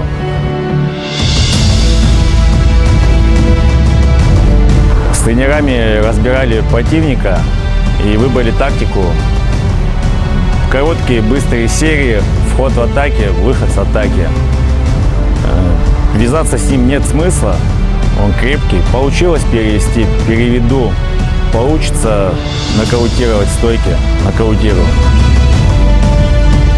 Ну, я благодарен М1 за возможность выступать на их турнире в данном бою. Для меня это новая ступень моей жизни. То есть это шанс показать себя, показать свой город, свою республику, свой клуб на международной арене.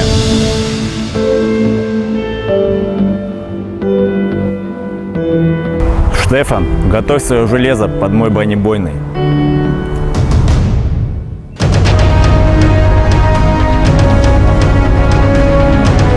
I know Seledtsov is a special soldier, but he is only dangerous for a human being, not for a machine.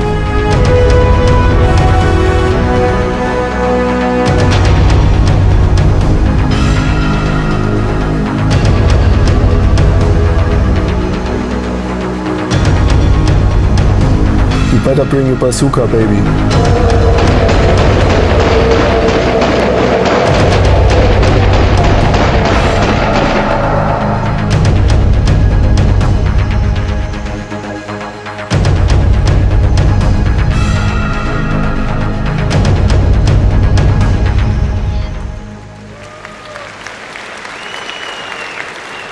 Спортсмен в синем углу ринга представляет команду MMA Spirit из Германии.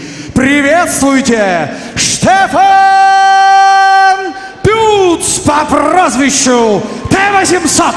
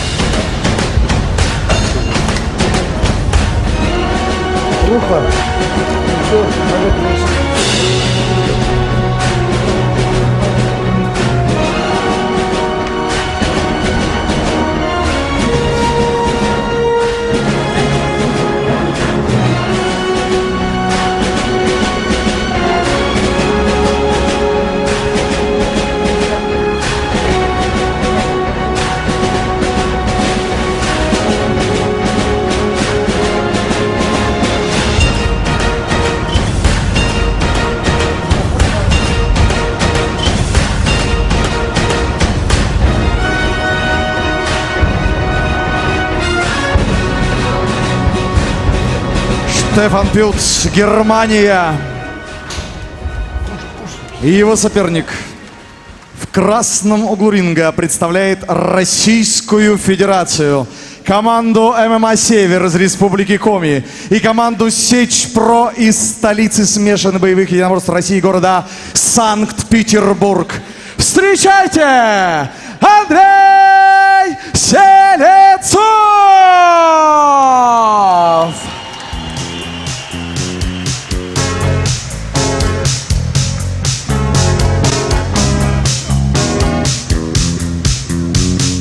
Теплое место, но улицы ждут отпечатков наших ног. Звездная пыль на сапогах. Мягкое кресло, клетчатый плед. Андрей Seledtsov! Россия! В ослепительных снах группа крови на рукаве, мой порядковый номер на рукаве. Пожелай мне удачи в бою, пожелай мне не остаться в этой траве, не остаться в этой траве. Пожелай мне удачи, пожелай мне удачи.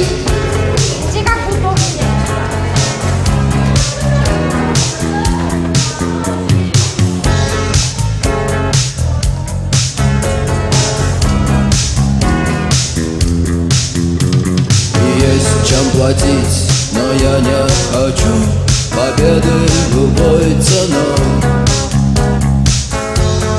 Я никому не хочу ставить ногу на груз. Я хотел бы остаться с тобой, просто остаться с тобой. Но высокая в небе звезда зовет меня в путь.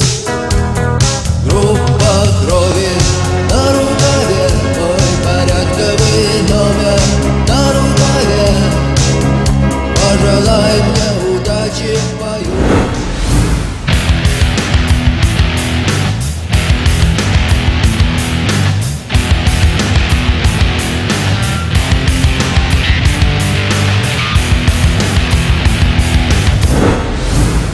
Ladies and gentlemen, this is an M1 challenge bout in the light heavyweight division. Now introducing your fighter in the blue corner. This fighter is 28 years old. He weighed in at 92.9 kilograms. He stands 198 centimeters tall and has an impressive record of 13 wins with only 2 losses. He is the superior FC champion, Respect FC champion, mixed fight gala champion, and the former M1 light heavyweight champion from MMA Spirit Germany, Stephan T800 Puetz. And now welcome his opponent in the red corner. This fighter is 28 years old. He weighed in at 93 kilograms. He stands 186 centimeters tall and has a professional record of 5 wins with 1 loss. He is the Republic champion in boxing, MMA and combat sambo. He is the White Rex champion and Palmer Fights champion. Representing MMA Sever and Sech Pro Team, Andrey Seledtsov. And your referee is Viktor Nemkov. Fighters on center. Okay, gentlemen, you fight 3 rounds to 5 minutes. Okay, don't hit head to back head and spine line. Don't hit elbow to head, only to the body and the legs. On the ground, don't hit knee and leg to the head, only to the body and the legs. Don't touch ropes, don't touch trunks, don't touch gloves. Listen and come out on time. Shook your hands. Go, corner.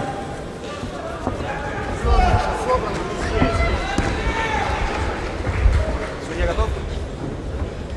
Судья готов? Судья готов, время. Are you ready? Are you ready? Round 1, fight! Well, here we go, ladies and gentlemen, our co-main event of the evening. In the blue corner, Stephan T800 Puetz. In the red corner, Andrey Seledtsov. And as you could tell from the promos, ladies and gentlemen, this is a fight that many have anticipated. This is a fight, a clash of ideals and styles and nations. We've got a Russian special force operative known as the Spetsnaz, and we've got Stephan Puetz, the former M1 Global Light Heavyweight Champion, who he himself says is made of steel. Well, Stephan just missed with that knee there. It was just clinching the side. Seledtsov coming in strong, goes for the double. Now,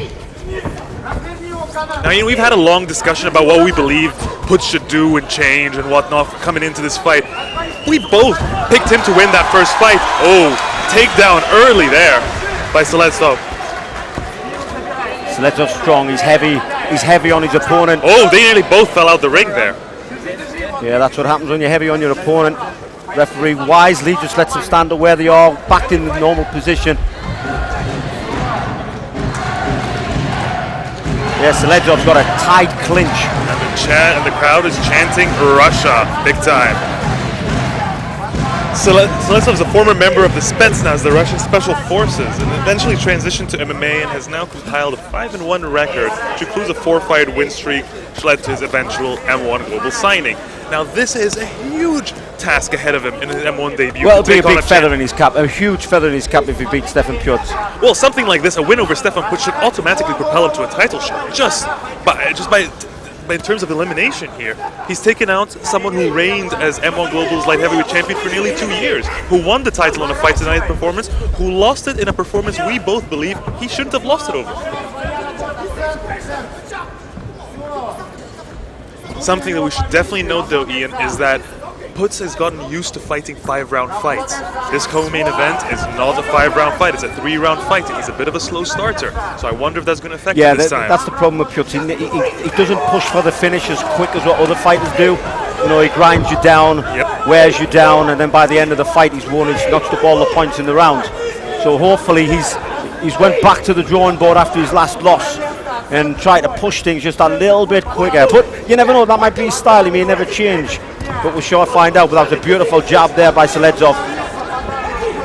Well, the Spetsnaz are trained in a particular form of hand-to-hand combat known as Sistema, and debates have raged back in the day over which system of self-defense would be more beneficial in reality, whether the Spetsnaz hand-to-hand combat was more beneficial. Now, I actually asked Seledtsov what he thought about this. The way he explained it to me was that the hand-to-hand combat he learned was used to, and I quote, dissolve and exterminate an armed enemy.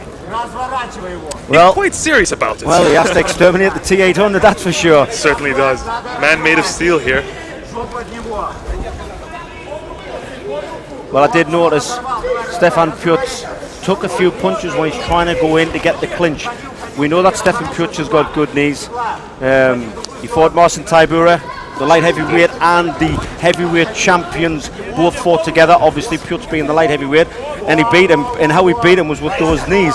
So we know that he's got great knees, but he needs to be careful because he's taking punishment as he's trying to close the gap.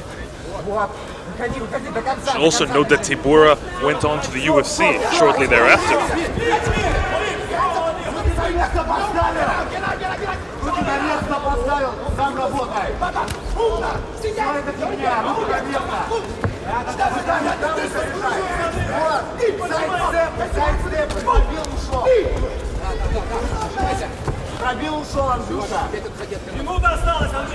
Puetz is slowly taking over the round as it's slowly but surely. You took the words right out of my mouth. Seledtsov did come in strong. He was heavy on top of his opponent, but it looks like the tide has turned. Stephan Puetz is now starting to take over. But like you said, Puetz is used to the 5-round war. So 3 rounds, you'd think he would go that little bit heavier and that little bit harder in the earlier rounds.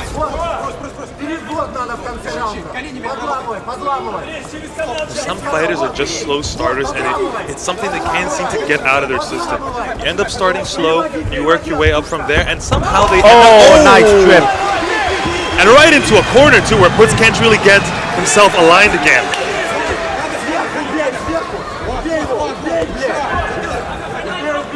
Referee warns for shots to the back of the head. You know, shots like that, they're not intentional. He threw a hammer fist. He just seemed to land on the back of the head. Oh, he let him back up. That's strange to let him back up. He looked quite confused on the ground there.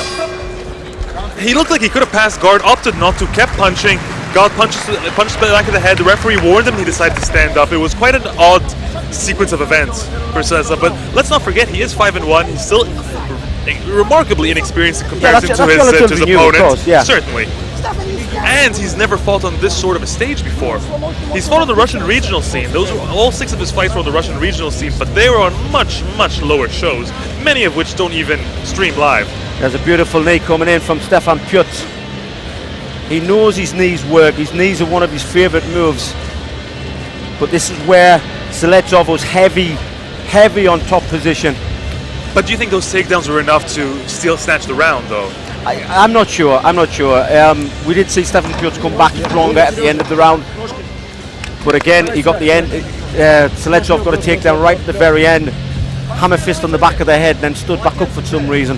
Whether he thought the referee shouting at him for hitting him in the back of the head meant he wanted them to break, I'm not sure. When you go to the head, get out and close. Would have been quite a surprise given that the referee and Andrey are the ones that speak the same language.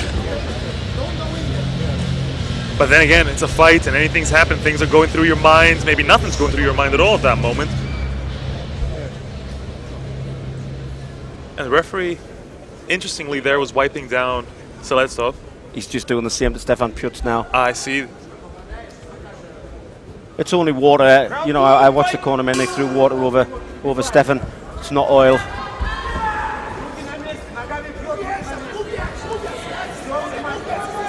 Now let's see if Stephan Puetz reaches forward to try and get a clinch instead of using his fists to get in. There's that knee. Comes in with the knee this time.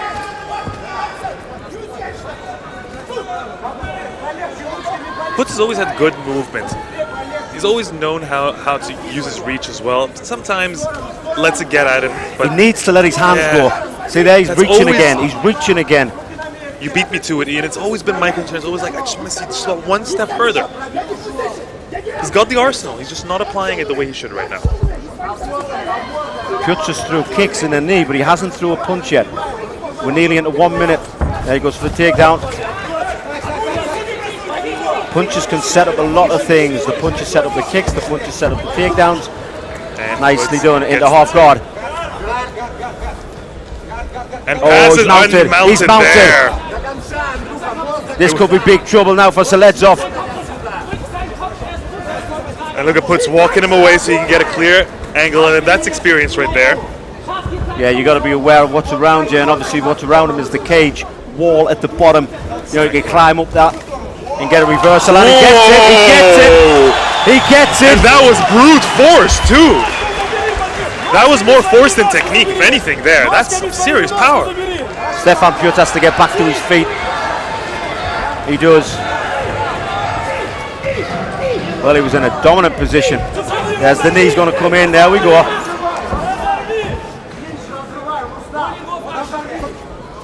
You know, that's twice that gum shield has come out the mouth. If Seledtsov keeps dropping that gum shield, it could be on mouth guard. I apologise. Gum shield is the English word. Mouth guard is the international word. It's perfectly fine there. Mouth guard, gum shielded, both. Everyone recognizes what just happened there, and we've seen it in several other fights earlier. Fighters pushing out their or throwing out their mouthpieces to get a moment. You never know if that's exactly what happened, but well, if it comes out again, it's either a badly fitted mouthpiece or he's trying to look for a rest. Well, a lot of fighters don't get the personalized mouthpiece. They buy the ones where you just have to quickly bite into them and use them, and those definitely aren't as effective or as protected as other ones. The referee breaking it for some reason. You okay? And tells them to resume. Well, it looked like Seledtsov need Puetz, but Puetz just carried on. He wasn't interested. Don't stop the fight. I am a machine, just let it keep going. Nothing down there to hurt. All metal.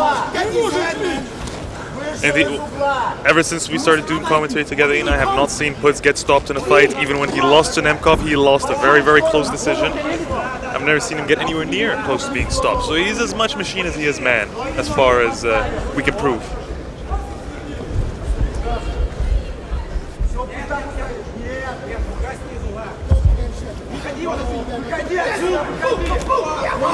Nice clinch. Again, I'd like to see him take more advantage of the clinch. He's clearly in control here of Seledtsov. I'd like to see more knees. I'd like to see more punches. We're not seeing either. We're seeing I would definitely like to see more punches from Puetz, you know, especially from the outside. He reaches in a lot to try and get the clinch work.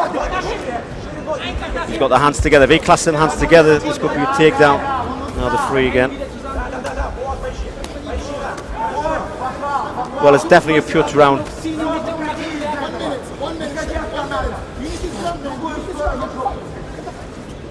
Just over 60 seconds to go. Tough to see momentum shifting in this round. See, it's the grind that Puetz does. You know, like we said, we thought he won the last fight that he had, but this is the kind of thing he does. He grinds on you. He pushes you. He wears you down. You know, some judges look at you pushing your opponent up against the ridge, and they say, is that enough to win? Obviously, it wasn't in his last fight. He's doing the same thing here, so let's hope the judges are on his side tonight. If he gets a takedown here, this will solidify the second round. Well, the difference, I'd say, in the last fight was that Nemkov... Nice takedown. Nice. The difference, I'd say, was that Nemkov was very capable of striking against Puetz. He used his jab well, he stuck on the outside well, he played the game well He's against going to get Puetz. reversed again. Oh, wow. Just turned his hips at the last moment, did Puetz. Learning from his mistakes, staying focused, it seemed. Very aware of what's going on around him. That first one looked like a slap to the back of the head, but I'm going to assume it was a punch to the back of the head.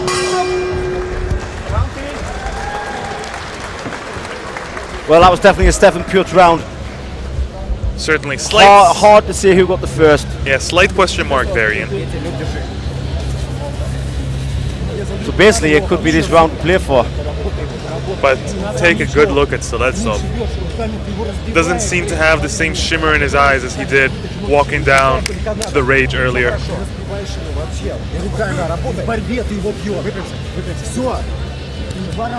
It was a big ask for him to come here and beat the former champion. But then again, this is MMA.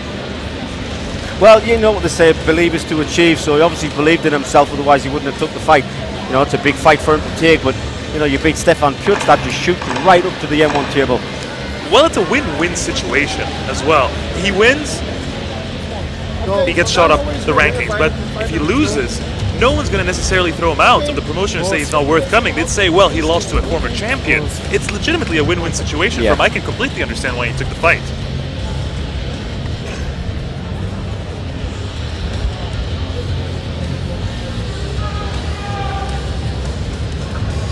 Well, we're going into the third and final. This could be anyone's fight, although Stephan Puetz seemed to dominate a little bit more in the second.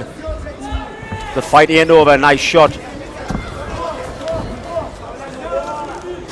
Close the gap immediately where Stephan Puetz is comfortable.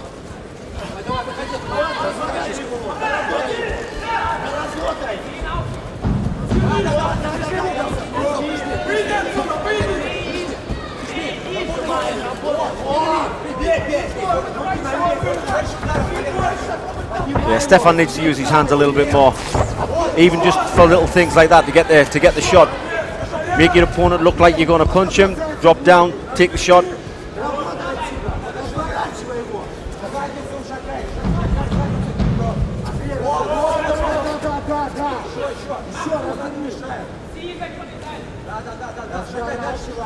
But still in control here.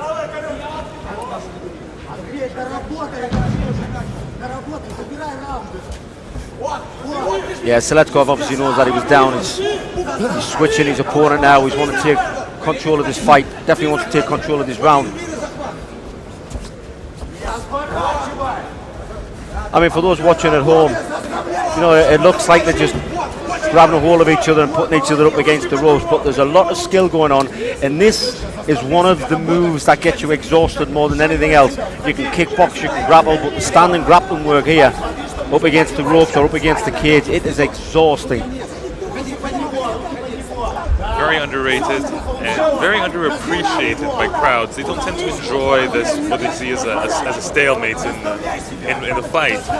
But like you said, Ian, it's grueling effort. It requires such such an effort from the fighters, from both ends really, the attack and the defense, but it's exactly what Puetz seems to be most comfortable doing in this fight. Well, the thing is, a round is only 5 minutes long. If you can control your opponent up against the ring, up against the cage, you know, for 2 minutes, 2.5 minutes, you've won that side of the round anyhow. And then if you're separated and you're doing a little bit better, just slightly better at the stand-up, you get one takedown, you've won the round.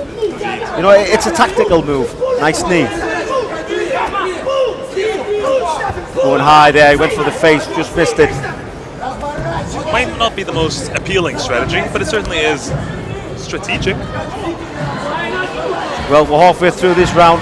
Stephan Puetz has had his opponent up against the ring for the duration of this round, so he's winning this round thus far. The crowd trying to cheer on their own, the Russian Special Forces operative.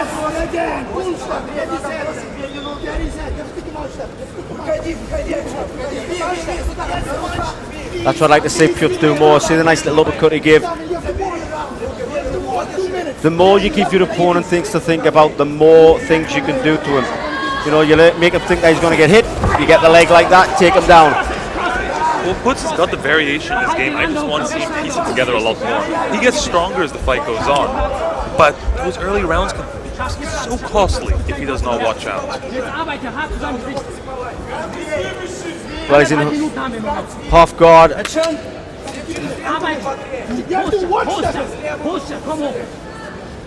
He wants to be careful he doesn't get reversed here. The weight is coming over. A little less than 90 seconds to go in this fight. Like you say, we just smothering him now. we saw Seledtsov use his pure raw strength to reverse Puetz. I don't think he's got the energy left this time. Again, he's mounted. Oh, did I speak too soon? Wow, that you was can hear close. him just scream That was there. close. I think whatever he had left, he's just used it up. He's got under a minute now to finish him. Yeah, Puetz might have been caught off guard the first time, but definitely not in this round. 45 seconds to go. This co-main event of the evening. Oh gosh. The former light heavyweight champion just in They're dominant solid. position now. Solid shot. That's exactly how you want to finish this fight.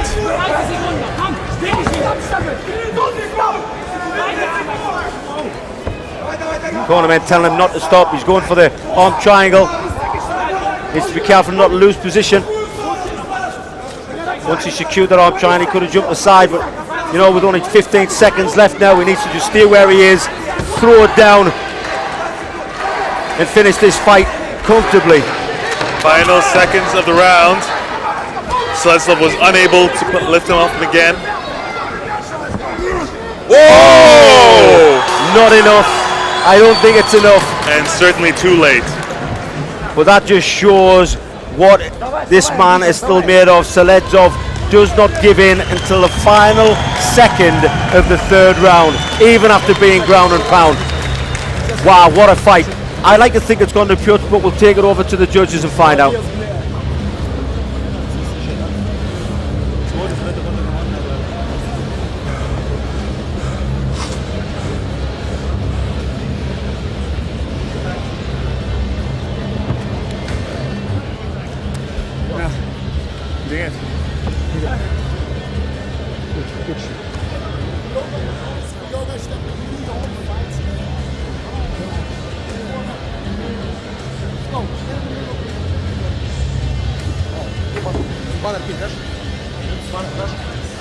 Баннер.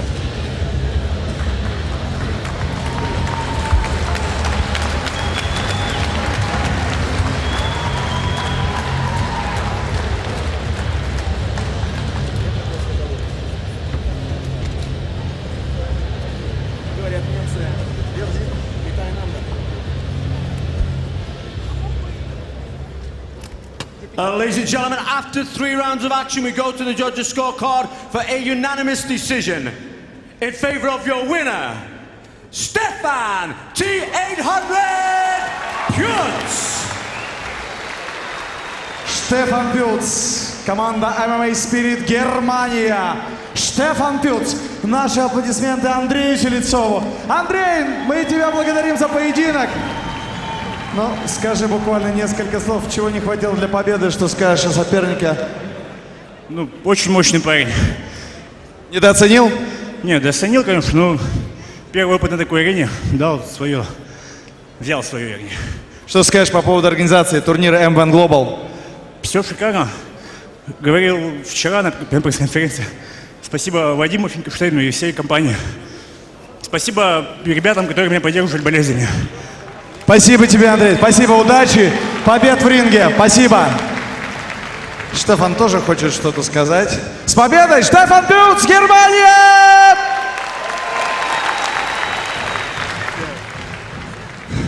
I want to thank my whole team. I also want to thank the audience of Orenburg. It's always great here to fight. I feel your support, even that I'm not Russian. And I want to make a big shout out to my man Stefan. Where are you? Here, anywhere, on the left side. Я хотел бы поблагодарить всех людей в Оренбурге, кто меня поддерживал, всю мою команду. Также... Who do you want to also? Stefan. The guy from Golden Elephant, long-time friend, always supporting me. Также я хотел бы поблагодарить еще одного моего друга, который меня отдельно поддерживал из гостиницы «Золотой слон». Вот только не знаю, где он. Thank you. I'm looking forward to come back, Orenburg City. Thank you. Стефан, ты уже второй раз в Оренбурге. Может быть, выступление станет такой хорошей, доброй традицией? So you are in Orenburg for the second time. So will it be tradition for you to fight here every year? Always where I come in Russia, I'm always very welcomed. And I want to thank you davor. Я люблю Россию. Спасибо, Stephan Puetz, Германия!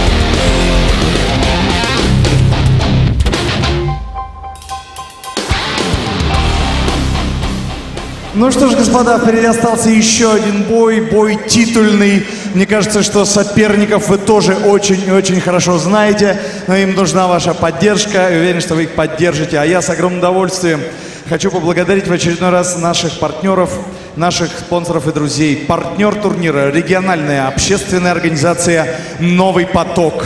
«Новый поток» создан с целью содействия инициативам и достижениям молодежи в области физической культуры и спорта, популяризации здорового образа жизни, воспитания патриотического, спортивного, соревновательного духа. «Новый поток». Спорт – это жизнь.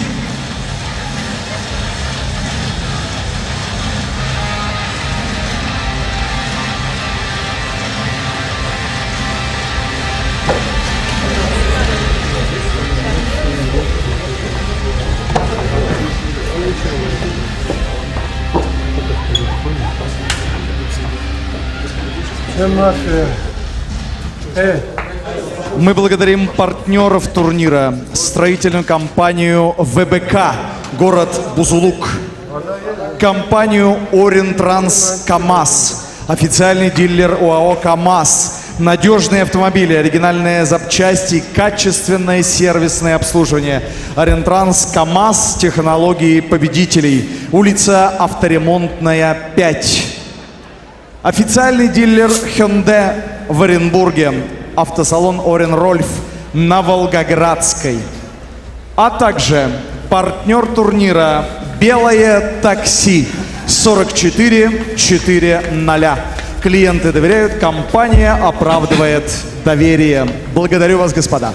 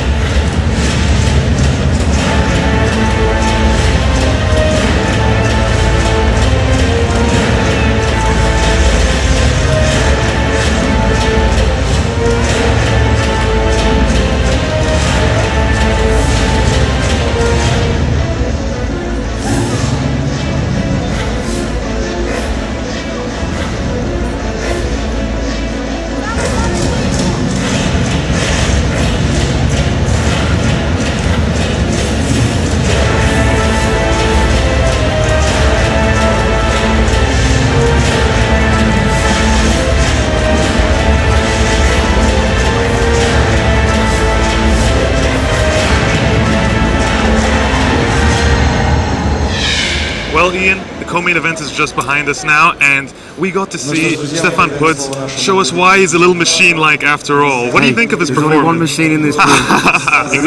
That's why I said machine-like.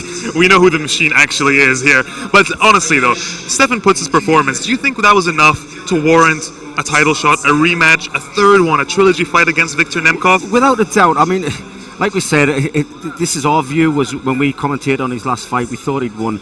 You know, the only problem Stephan Puetz has is he doesn't try to finish the fight. And tonight, I noticed he tried a little bit better with the ground and pound in the third round. Certainly. Took him to the third round to get it, but at least he's trying. What I would like to see from Stephan, and I hope you don't mind because this is constructive criticism, I'd like to see him use his hands more. There's times in the first and the second round when he's going for the clinch and he's reaching for the clinch to use those knees instead of using his fists to get in to get the clinch work. But apart from that, his cage control, his ring control, keeping them tight up against the ropes, perfect. And that actually leads into my next question, because if he's going to rematch Viktor Nemkov, that's the person who's in our main event up next. In our light heavyweight title fight, Viktor Nemkov is taking on Rashid Yusupov. And it should be noted that Viktor Nemkov told me that he went off to the Netherlands to train with Fedor Emelianenko and the team Fedor, which has Anatoly Tokov and quite a few other really talented Russians. Even Vyacheslav Vasilevsky, M1's former middleweight champion, has gone off to train with them for his upcoming fight. And he says that he really focused on his conditioning and his grappling.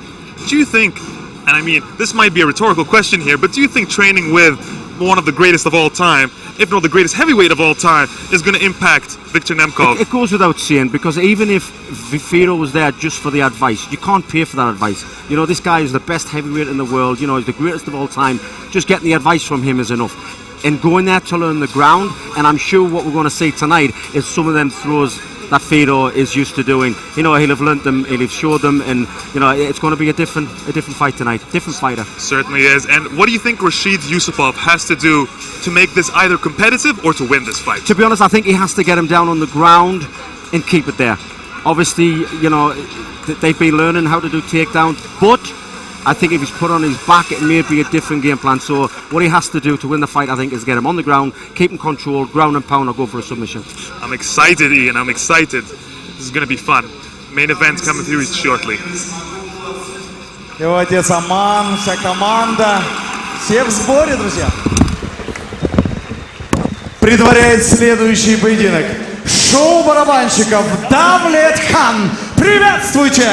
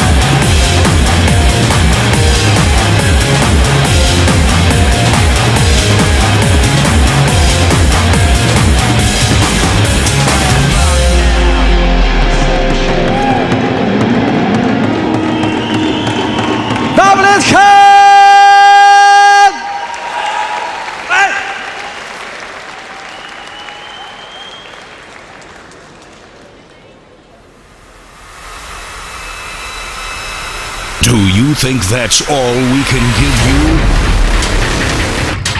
Get ready for more to shock and delight. Legendary Alexander Volkov will defend his new title, battling the most vicious and bloody contender ever, Attila Way. You'll also see rising MMA stars Sergey Romanov, Russian Hummer Valery Misnikov, deadly finisher Abukar Yandiv, and many others. Be a witness to this action-packed event. M1 Challenge 68. June 16th, St. Petersburg, Russia. Watch it live all over the world on m1global.tv.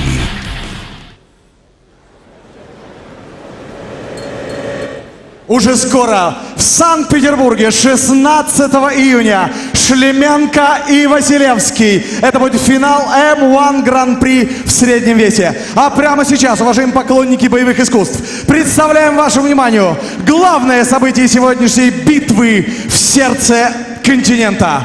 5-раундовый бой за титул чемпиона М1 Challenge в полутяжелом весе.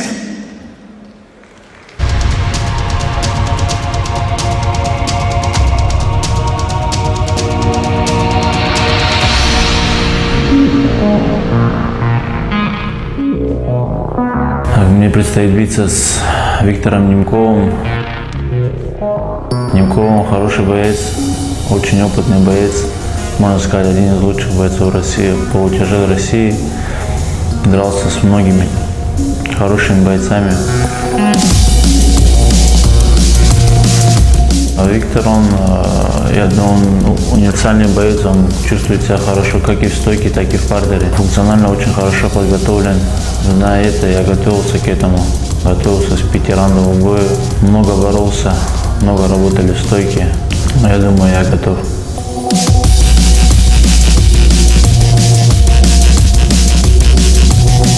Всем известно наше противостояние со Стефаном Путцем. В крайнем бою мало кто верил в мою победу, но я все-таки одержал победу. И сейчас предстоит защита пояса. Защита даже в какой-то мере сложнее, чем просто забрать пояс. Соперник у меня из именитого клуба «Горец». Очень опасный, стойкий, и борется неплохо. Чемпион мира по смешанным единоборствам, по любителям. Хотя у него мало профессиональных боев, но у него очень большой опыт в смешанных единоборствах. Поэтому я думаю, что бой будет очень тяжелый, равный. Я думаю, что запомнится зрителям надолго. Пояс мне достался очень тяжело, поэтому я не собираюсь терять его при первой защите.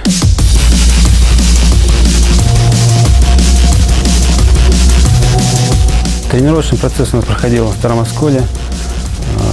Большой упор сделали на функциональную подготовку и на работу против левши. Так как соперник на левша, поэтому в ударной технике много времени уделяли работе против левши.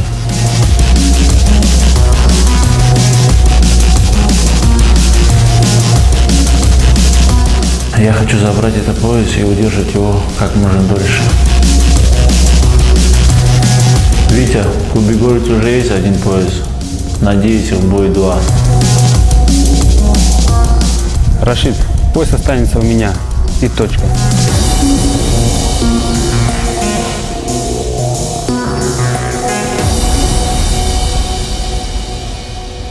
Спортсмен в синем углу ринга представляет клуб «Горец», Республика Дагестан. Встречайте, Рашид Юсупов! Потому что я горец. Горец. Горец. Потому что я горец.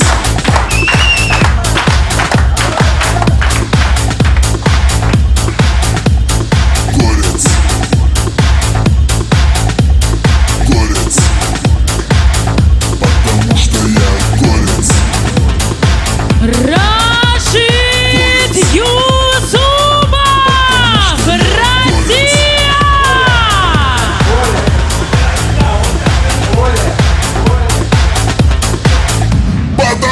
стоят борец.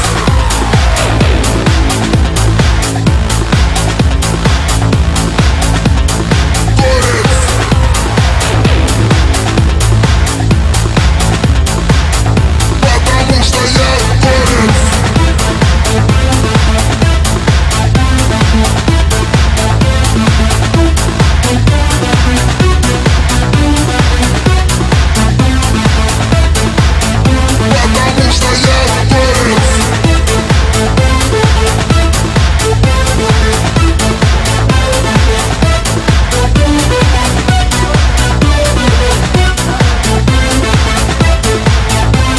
Потому что я борец. Везем чуть попозже.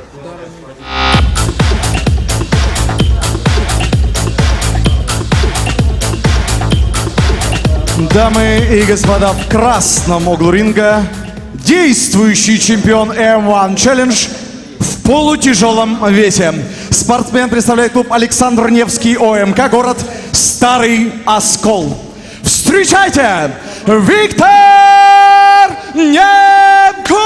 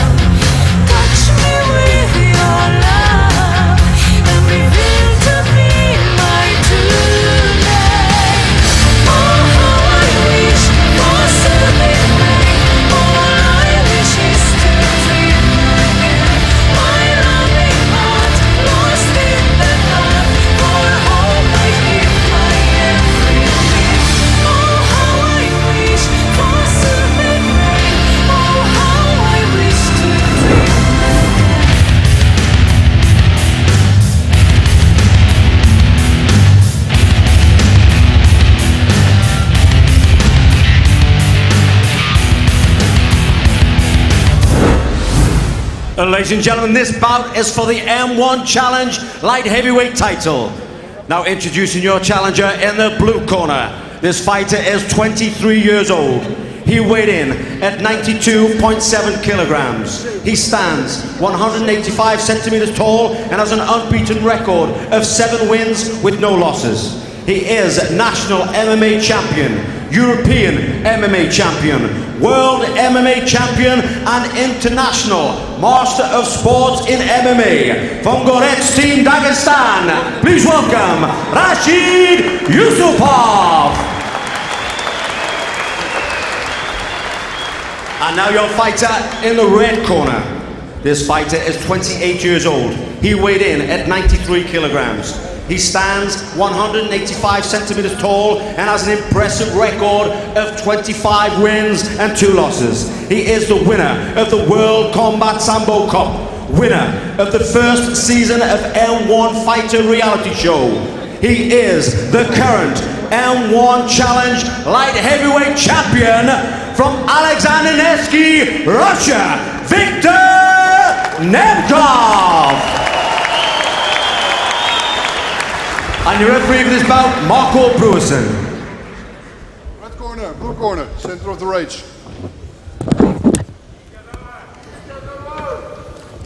Championship bout, 5 rounds, 5 minutes. You both know the rules. Listen to my command. Protect yourself all the time. Make it a good hand. Shake hands. Step back to your corner.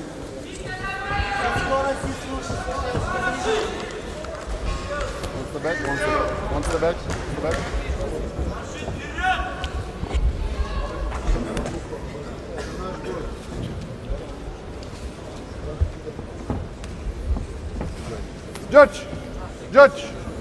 Judge, time ready, contender ready, champion ready, fight! Well, here we go, ladies and gentlemen, our main event of the evening. In the blue corner, Rashid Yusupov. In the red corner, the light heavyweight champion, Viktor Nemkov.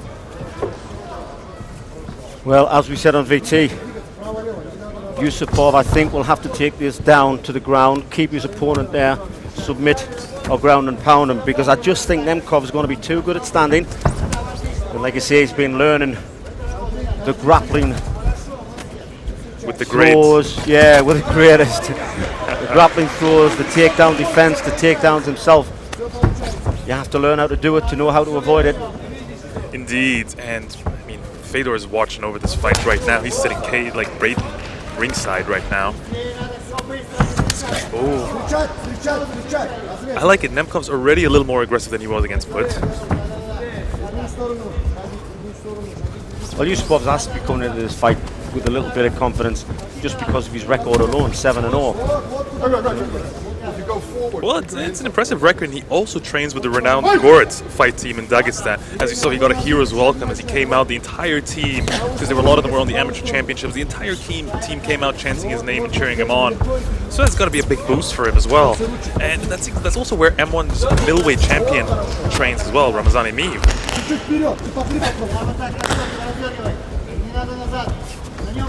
Slight tentative start, but Nemkov in the lead, and he's pushing the pace. Well, they'll not be pushing it too hard, to be honest. They've got 5 rounds. You know, if you study your opponent and fail that, they weaken in the first round. You know, it takes them 2-3 rounds to get warmed up, then go hard and heavy. But you know, both these guys know that they're seasoned veterans. They're not gonna rush anything too quick. Yusupov's gym is also where their former coach, the soul of the team as they referred to him, was gunned down in an assassination. The team apparently has never been the same ever since, but they still have a middleweight champion at M1 and a light heavyweight title contender, so I think the team's doing just fine. Oh, nice left hand. Nice left straight there by Yusupov.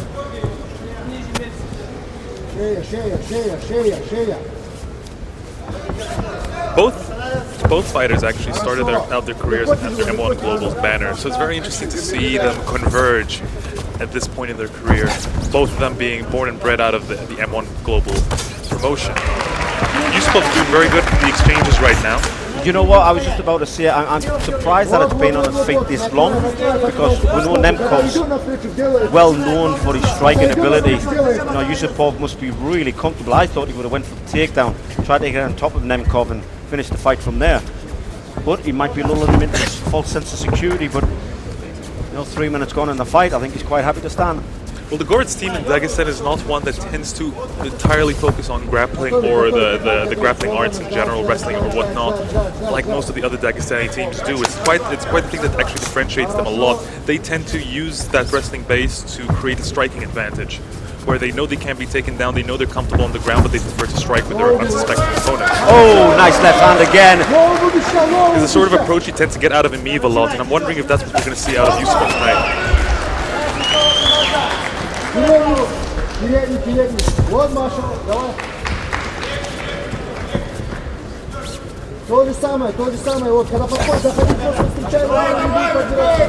Viktor Nemkov, on the other hand, has been all over the place. He's compiled several key wins, including one over UFC signee Abdulkarim Edilov and former M1 light heavyweight champion Stephan Puetz, who just fought in our co-main event.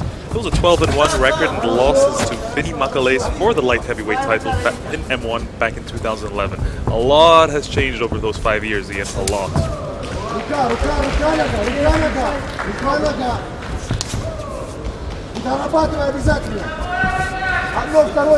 Well, we've got under 1 minute, and it looks like Yusupov is slowly but surely winning this round.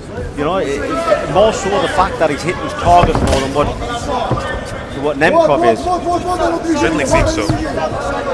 Wonder if the judges agree with us, though. A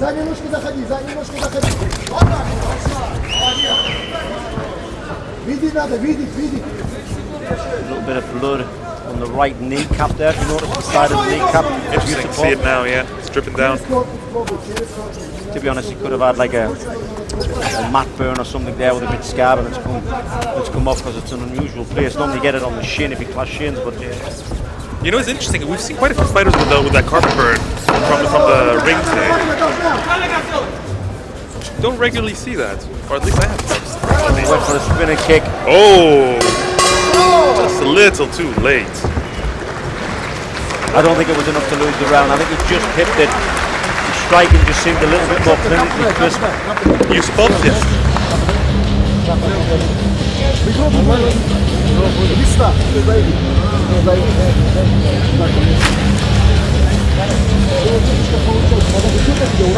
Viktor Nemkov's training in the Stario school, but with Fedor's team obviously there, and Fedor's renowned coach Vladimir Voronov. But it's very interesting to know that Voronov actually isn't in his corner tonight, which is quite rare. You see him at M1 events quite regularly.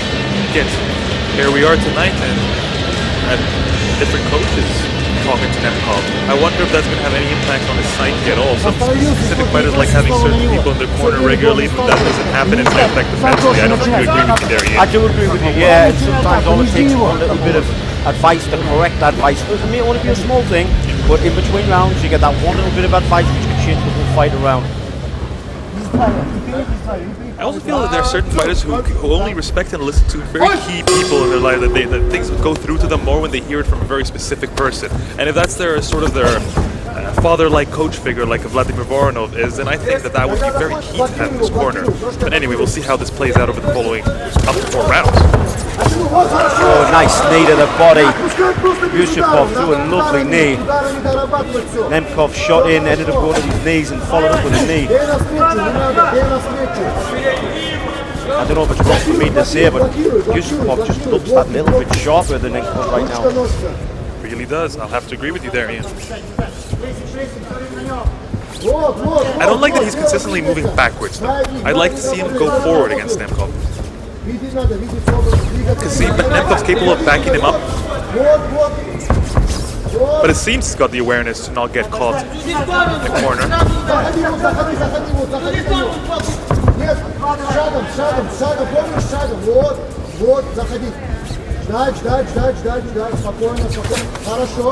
And I'd like to see Viktor Nemkov actually take advantage of him pushing forward. Because he's going forward, and then we're seeing nothing out of it, really. We're seeing no kicks, we're seeing no jabs, we're seeing nothing. What Yusupov is doing when he steps back, half a step, 2 steps, he then fires a right hand, sorry, your left-handed. When he steps back one or 2 steps, sees Nemkov coming forward, left hand down the pipe. He's done that about 3 or 4 times in this round already. Is this having any impact on Nemkov? I wonder if he's slightly confused fighting a left-handed person. It can put him off. Oh! Well, that hit the mark. His coach is asking for him to go for the kill now. Nemkov still seems awake. Oh, nice liver kick. Good catch, though.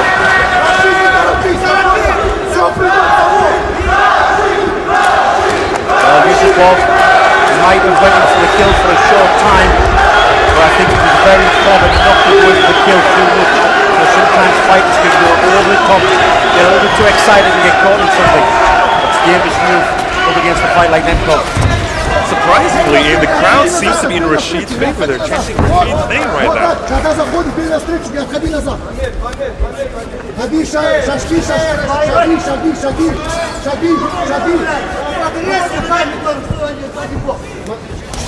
Oh, slip.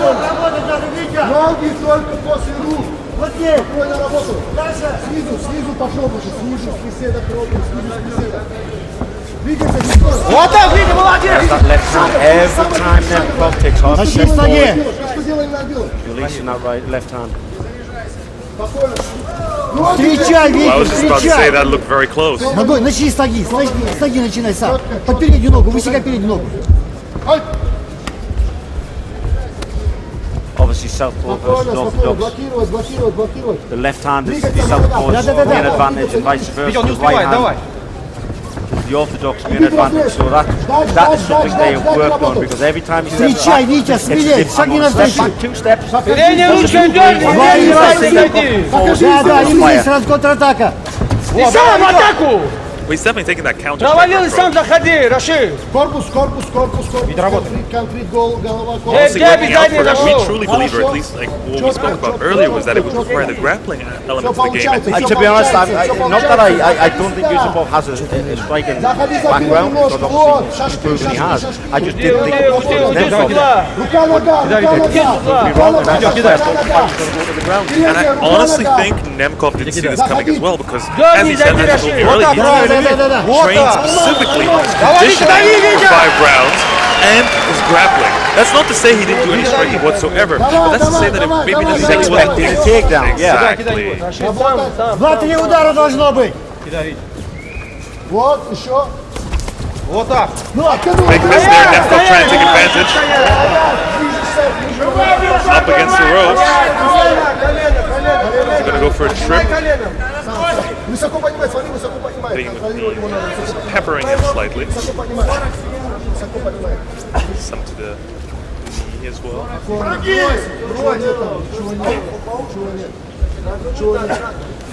See, as we were talking about earlier, when your back is up against the ropes like that, it's not as easy to work off it, because when you've got a cage all fencing, you know, you've got more of a base to punch off. I'll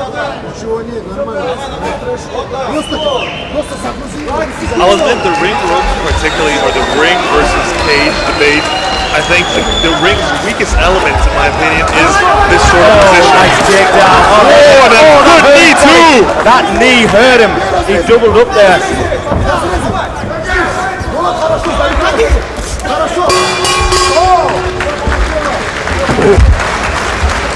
Two good rounds there. Shocking everyone.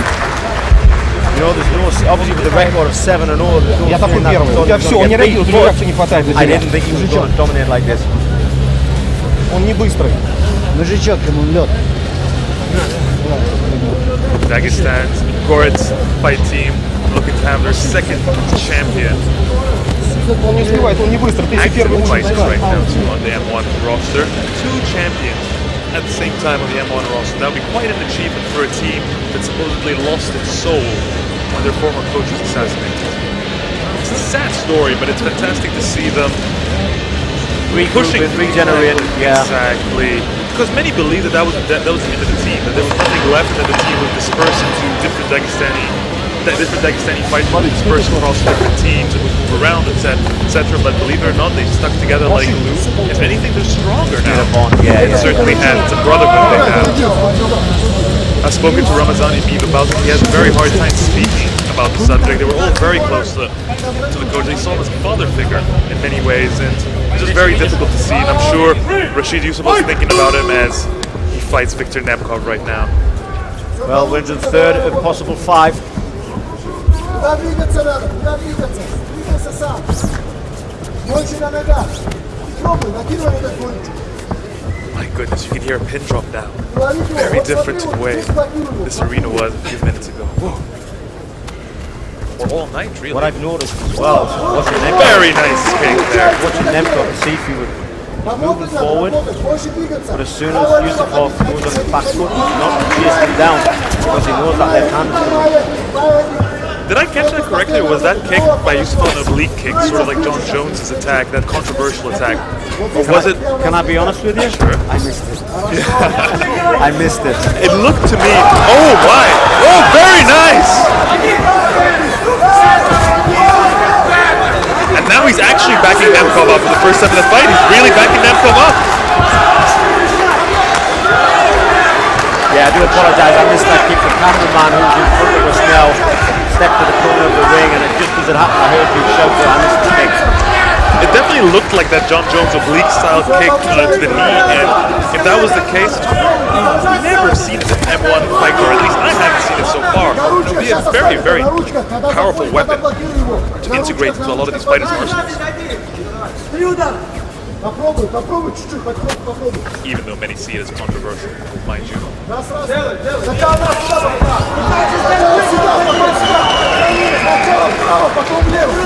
we've got a fight on our hands here. If Nemkov loses this round, there's a very good chance he knows he has to go to the finish. Сначала вправо, и потом слева. Он начинает. Вот. Nemkov's not throwing as many punches as he normally does. Oh, this is... Yeah, he's hesitant, isn't he? In contrast to his matchup against Puetz a few months ago, this is startling, really, to be honest. A shocking performance. Very different from what we saw.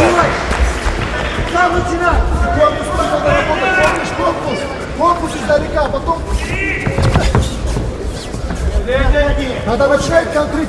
Когда начинать контрить, блокируй. Контрить начать, блокируй. Вот. Nemkov's not the smiliest or most positive fighter either. It's very difficult to get a sense of his psyche, his appearance, or determine anything in terms of based on an appearance when you see him during fights. It really doesn't tell you anything about how his weight cut is going or his preparation is going. He's quite stone-faced at the time, generally. The face you're seeing right now in the cage is the exact same face you'll see at lunchtime the day before, and the same face you'll see tomorrow morning. Зажимайся. Выходи. Все четко. Запри немножко заходи. Ты делаешь.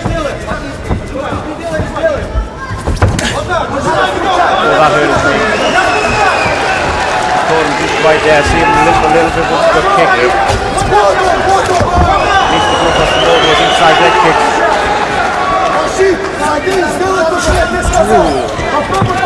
He is applying that kick, or he's trying to.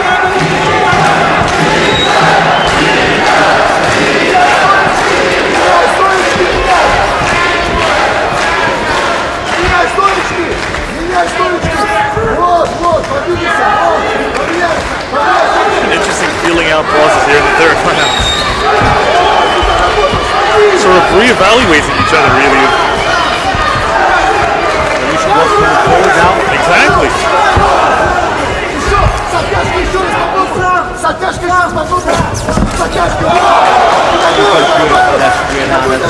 Nemkov is remarkably inaccurate tonight with his striking. Even when he finally does throw punches, he's not landing as well as he usually does. But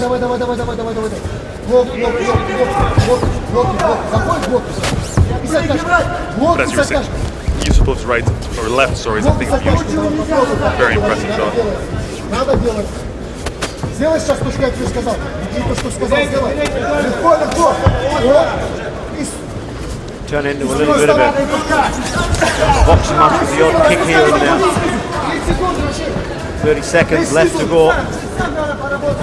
3 of 5. Вот когда начинает доходить с приседа, помнишь приседа?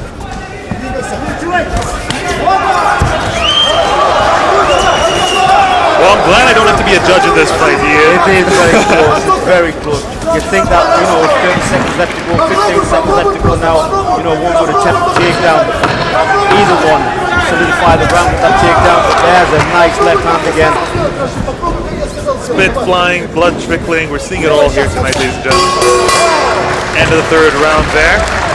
My oh my, it's very difficult to tell if Yusupov's got a firm lead or if Nemkov's creeping back into it. Well, Yusupov did seem to come forward that little bit more at the end. Certainly did. Rashid, все получилось. Владимир, сядь. Ты устал? Well, we're just a few seconds away from the championship rounds. Все получается. The fight's definitely gone very different from what we expected here. Totally different than what we expected. That's the beauty of MMA sometimes. My visualization is just with Nemkov going forward, catching Yusupov with strikes, Yusupov get the takedown, and obviously Nemkov would have to learn what he learned with Fedor to get back to his feet.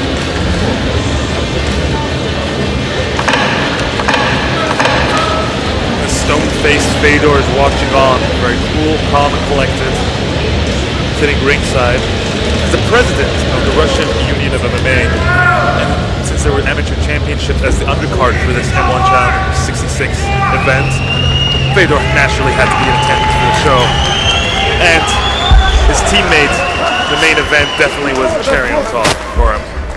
Well, like I said, championship rounds, round 4 here.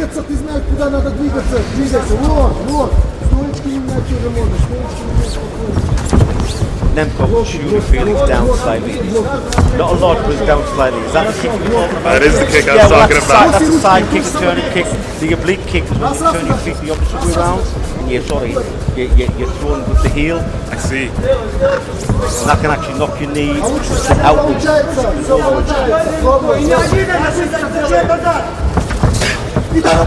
Yeah, that was the clearest I actually got to see the kick there when I threw it this time around. Some people call it a stomping kick, side kick. You turn your foot to the outside, and you twist on the outside and you kick with your heel. Вот видишь, верхний конфликт, оттуда бить надо, оттуда бить. There's a beautiful left hand, I think he's lost his balance slightly.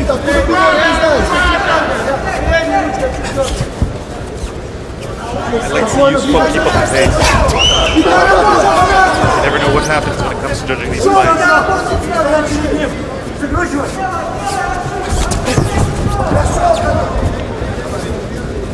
Блоки, блоки не забыл. Oh, nice shot.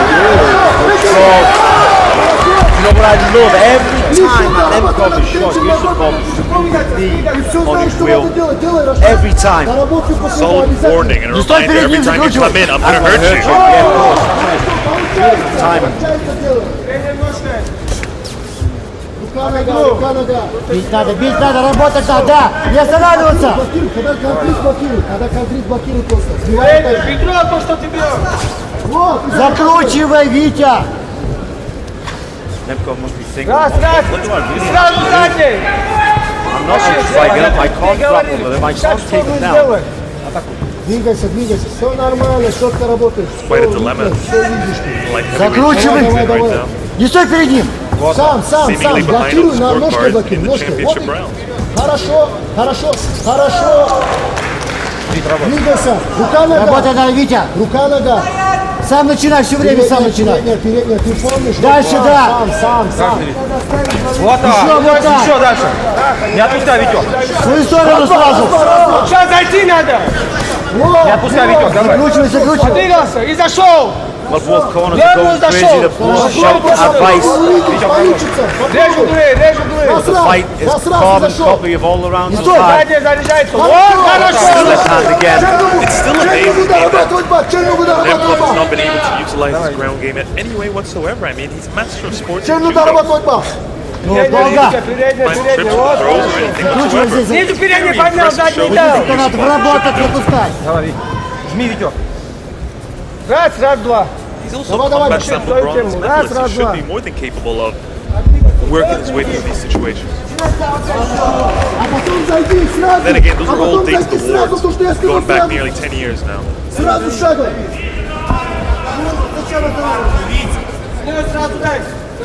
Much has changed. We've seen wrestlers turn to striking, we've seen strikers turn to grappling. Over time in their careers. Yusupov has a super hand. He can just fire it on a dime. It's like as soon as Nemkov steps forward. You've got to understand, these are light heavyweights. The company weighing in now over the light heavyweight division of 93 kilos. That's what they weigh in at. There's something on the ground, but Yeah, I don't think the referee noticed it. Looks like tape or something. Yeah. Nemkov had to get it off him, that's why the fight was stopped momentarily. We got 1 minute left in the fourth round, Ian. We're no closer to determining who the winner is just yet. If I was a gambling man, I would say Yusupov. He's out striking, not in abundance. It's not more power shots against power shots. It's more so the fact that he's connecting more. Nice shot, beautiful. Oh, that could have clinched that. What did I see at the end of the third round? Why isn't one of these one takedown to solidify the round? And that's exactly what looks like. Smart strategy at the exact right time. Well done.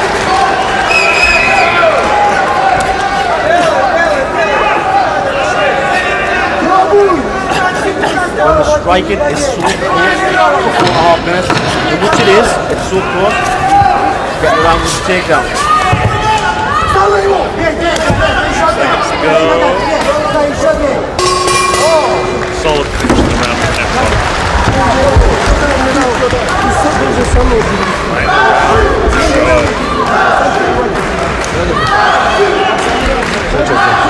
Есть тогда он.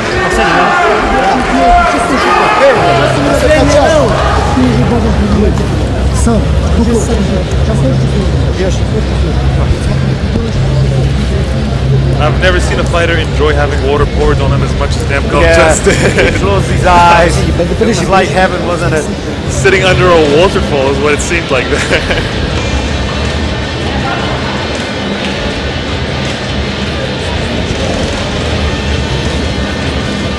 There's that left hand.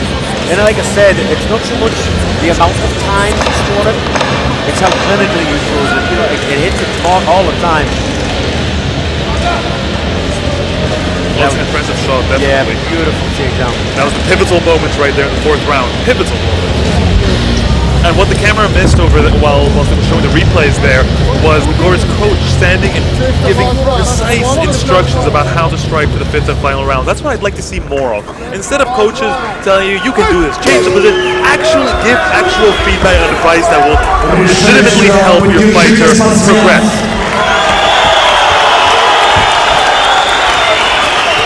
Both guys have come alive, they're both bouncing on their feet, it means a lot to them. And obviously the belt means a lot to Nemkov, he wants to keep it. He's got to do more than bounce.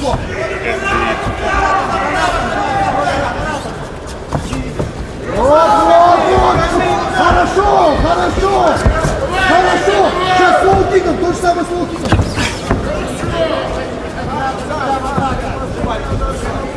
Это твой раунд, вот. Вот.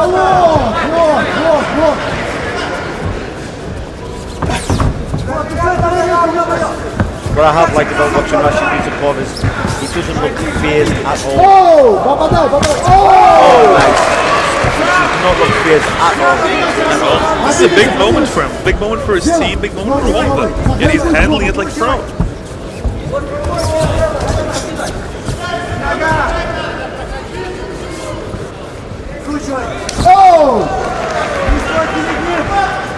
Now it's so clear to me that it's a sidekick.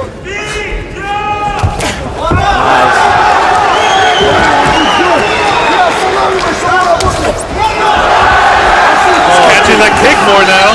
Did you see the escape from that kick? He caught the kick and as it was in the air, Yusupov front deeped him to get away from it.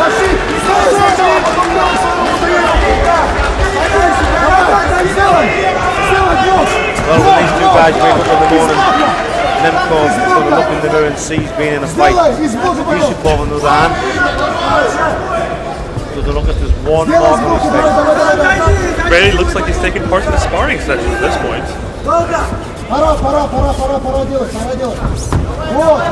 Then again, that sort of damage isn't everything, but at the same time.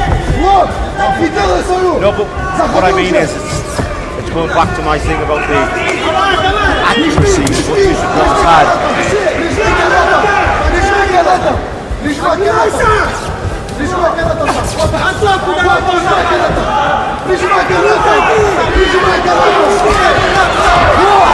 Half a round to go.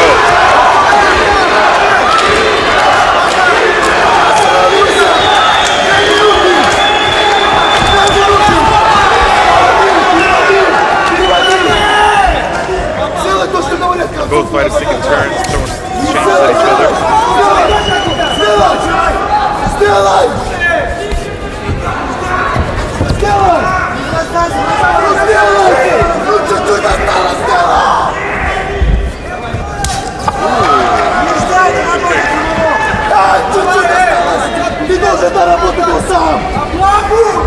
I just wondered if Nemkov's going to go hell for leather in the last minute. I was literally just about to ask you, what needs to happen right now in this final 2 minutes? Or less than 2 minutes now, especially for the defending champion. Well, the thing is, if you go too hard and too heavy, too early in the round, you gas yourself out, you could get beat. When there's a minute left, 5 seconds, go hell for leather. Obviously, professionally. Oh, nice takedown. Oh! Great scramble. Yeah, but I've seen go for it, and then obviously shooting the round on the eyes of the judges. Because before, that Nemkov's deficit was 1 round, I'd like to think.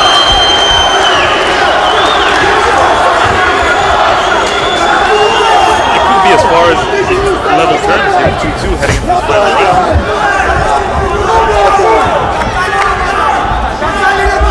It's a minute to go in this fight, ladies and gentlemen. Main event of the evening for the light heavyweight title. Rashid Yusupov putting up a bigger fight than many of us expected here. So much so that this is within his grasp. He's just looked up at the clock, Yusupov. Even 30 seconds left to go now. Do or die now. I think both guys are going to stand and down and go for it.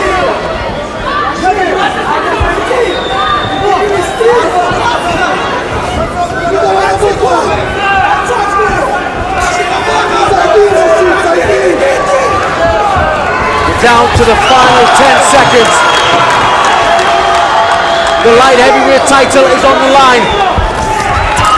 There's a takedown and he gets it. That could just clinch him the title. Wow. He gets up with a roar of celebration. Knows he put up a great performance. Whilst Viktor Nemkov takes his time getting up, contemplating how the past 5 rounds went. We certainly don't know what happened, ladies and gentlemen. We don't know the decision just yet. I'll leave it to Ian to determine who has won this fight momentarily.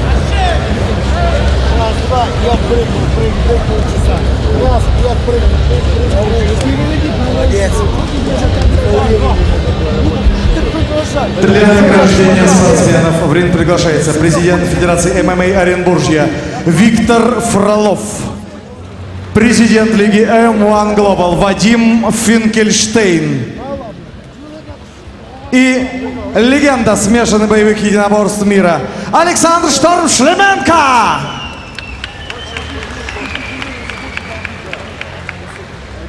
Друзья, мы приветствуем, аплодируем, ждем решения судейской команды. Но перед этим, пользуясь случаем, позвольте еще раз напомнить, что грандиозное событие всех нас ждет в Санкт-Петербурге 16 июня. Александр Шлеменко сразится с Вячеславом Василевским. Саш, в предыдущем бою в Москве, по-моему, что-то недосказано, нет? У меня нету. Я все сказал тем боем. Единственное, что меня расстраивает, конечно же, хотелось встретиться в финале с настоящим финалистом. Но пускай будет Вячеслав. То есть ты считаешь, Вячеслав недостоин дать настоящую рубку, настоящий бой? Но он проиграл в полуфинале. И он уходит в финал. Это подарок судьбы для него. Это действительно так. Но мы все поклонники смешанных боевых единоборств ждем с нетерпением этой схватки. Победит сильнейший! А сегодня мы болеем за Александра Шлеменко! И его потрясающую команду. Я думаю, 16-го тоже мы будем болеть за меня. Спасибо всем. А сейчас, дорогие друзья, мы узнаем, кто же стал победителем в этом бою. Спортсмены на центр. Рашид, Виктор. Ян Фриман. Ladies and gentlemen, after 5 rounds of action, we go to the judges' scorecard for a split decision in favor of your winner and the new M1 Challenge Light Heavyweight Champion, Rashid Yusupov. Новый чемпион M1 Challenge в полутяжелом весе. Well, there you have it, ladies and gentlemen. Just like Ian and I were saying, it was very, very close to crowning a new champion. And via split decision, the judges have determined that Rashid Yusupov is indeed M1 Global's new light heavyweight champion. Thank you very much for tuning in to M1 Challenge 66. We'll see you next week in Baku, Azerbaijan for M1 Challenge 67. Оренбург, всем добрый вечер. Спасибо, что пришли поддержать. Я уже второй раз в Оренбурге и второй раз побеждаю. Я уже люблю этот город. Большое спасибо. Хочу поблагодарить всех моих тренеров, которые подготавливали меня. Спасибо, кто полечил мое колено, это Тимур. Спасибо мою за функциональную подготовку. Анзор, Гамзат, Гумцентр, Баркова Мурат, директор кинотеатра России, который оказывает поддержку нам. Спасибо. Большую благодарность хочу выразить моим тренерам. Это Сухрау Магомеду, Шамилю Алибатырову, Магомеду, Рамазанову Магомеду, всем большое баркало, и все братья, которые здесь собрались, и всем моим спарринг-партнерам, которые поддерживали меня. Всем ассаламу алейкум! Рашид Юсупов, Горец, Дагестан, Россия! Ну а мы, дорогие друзья, спешим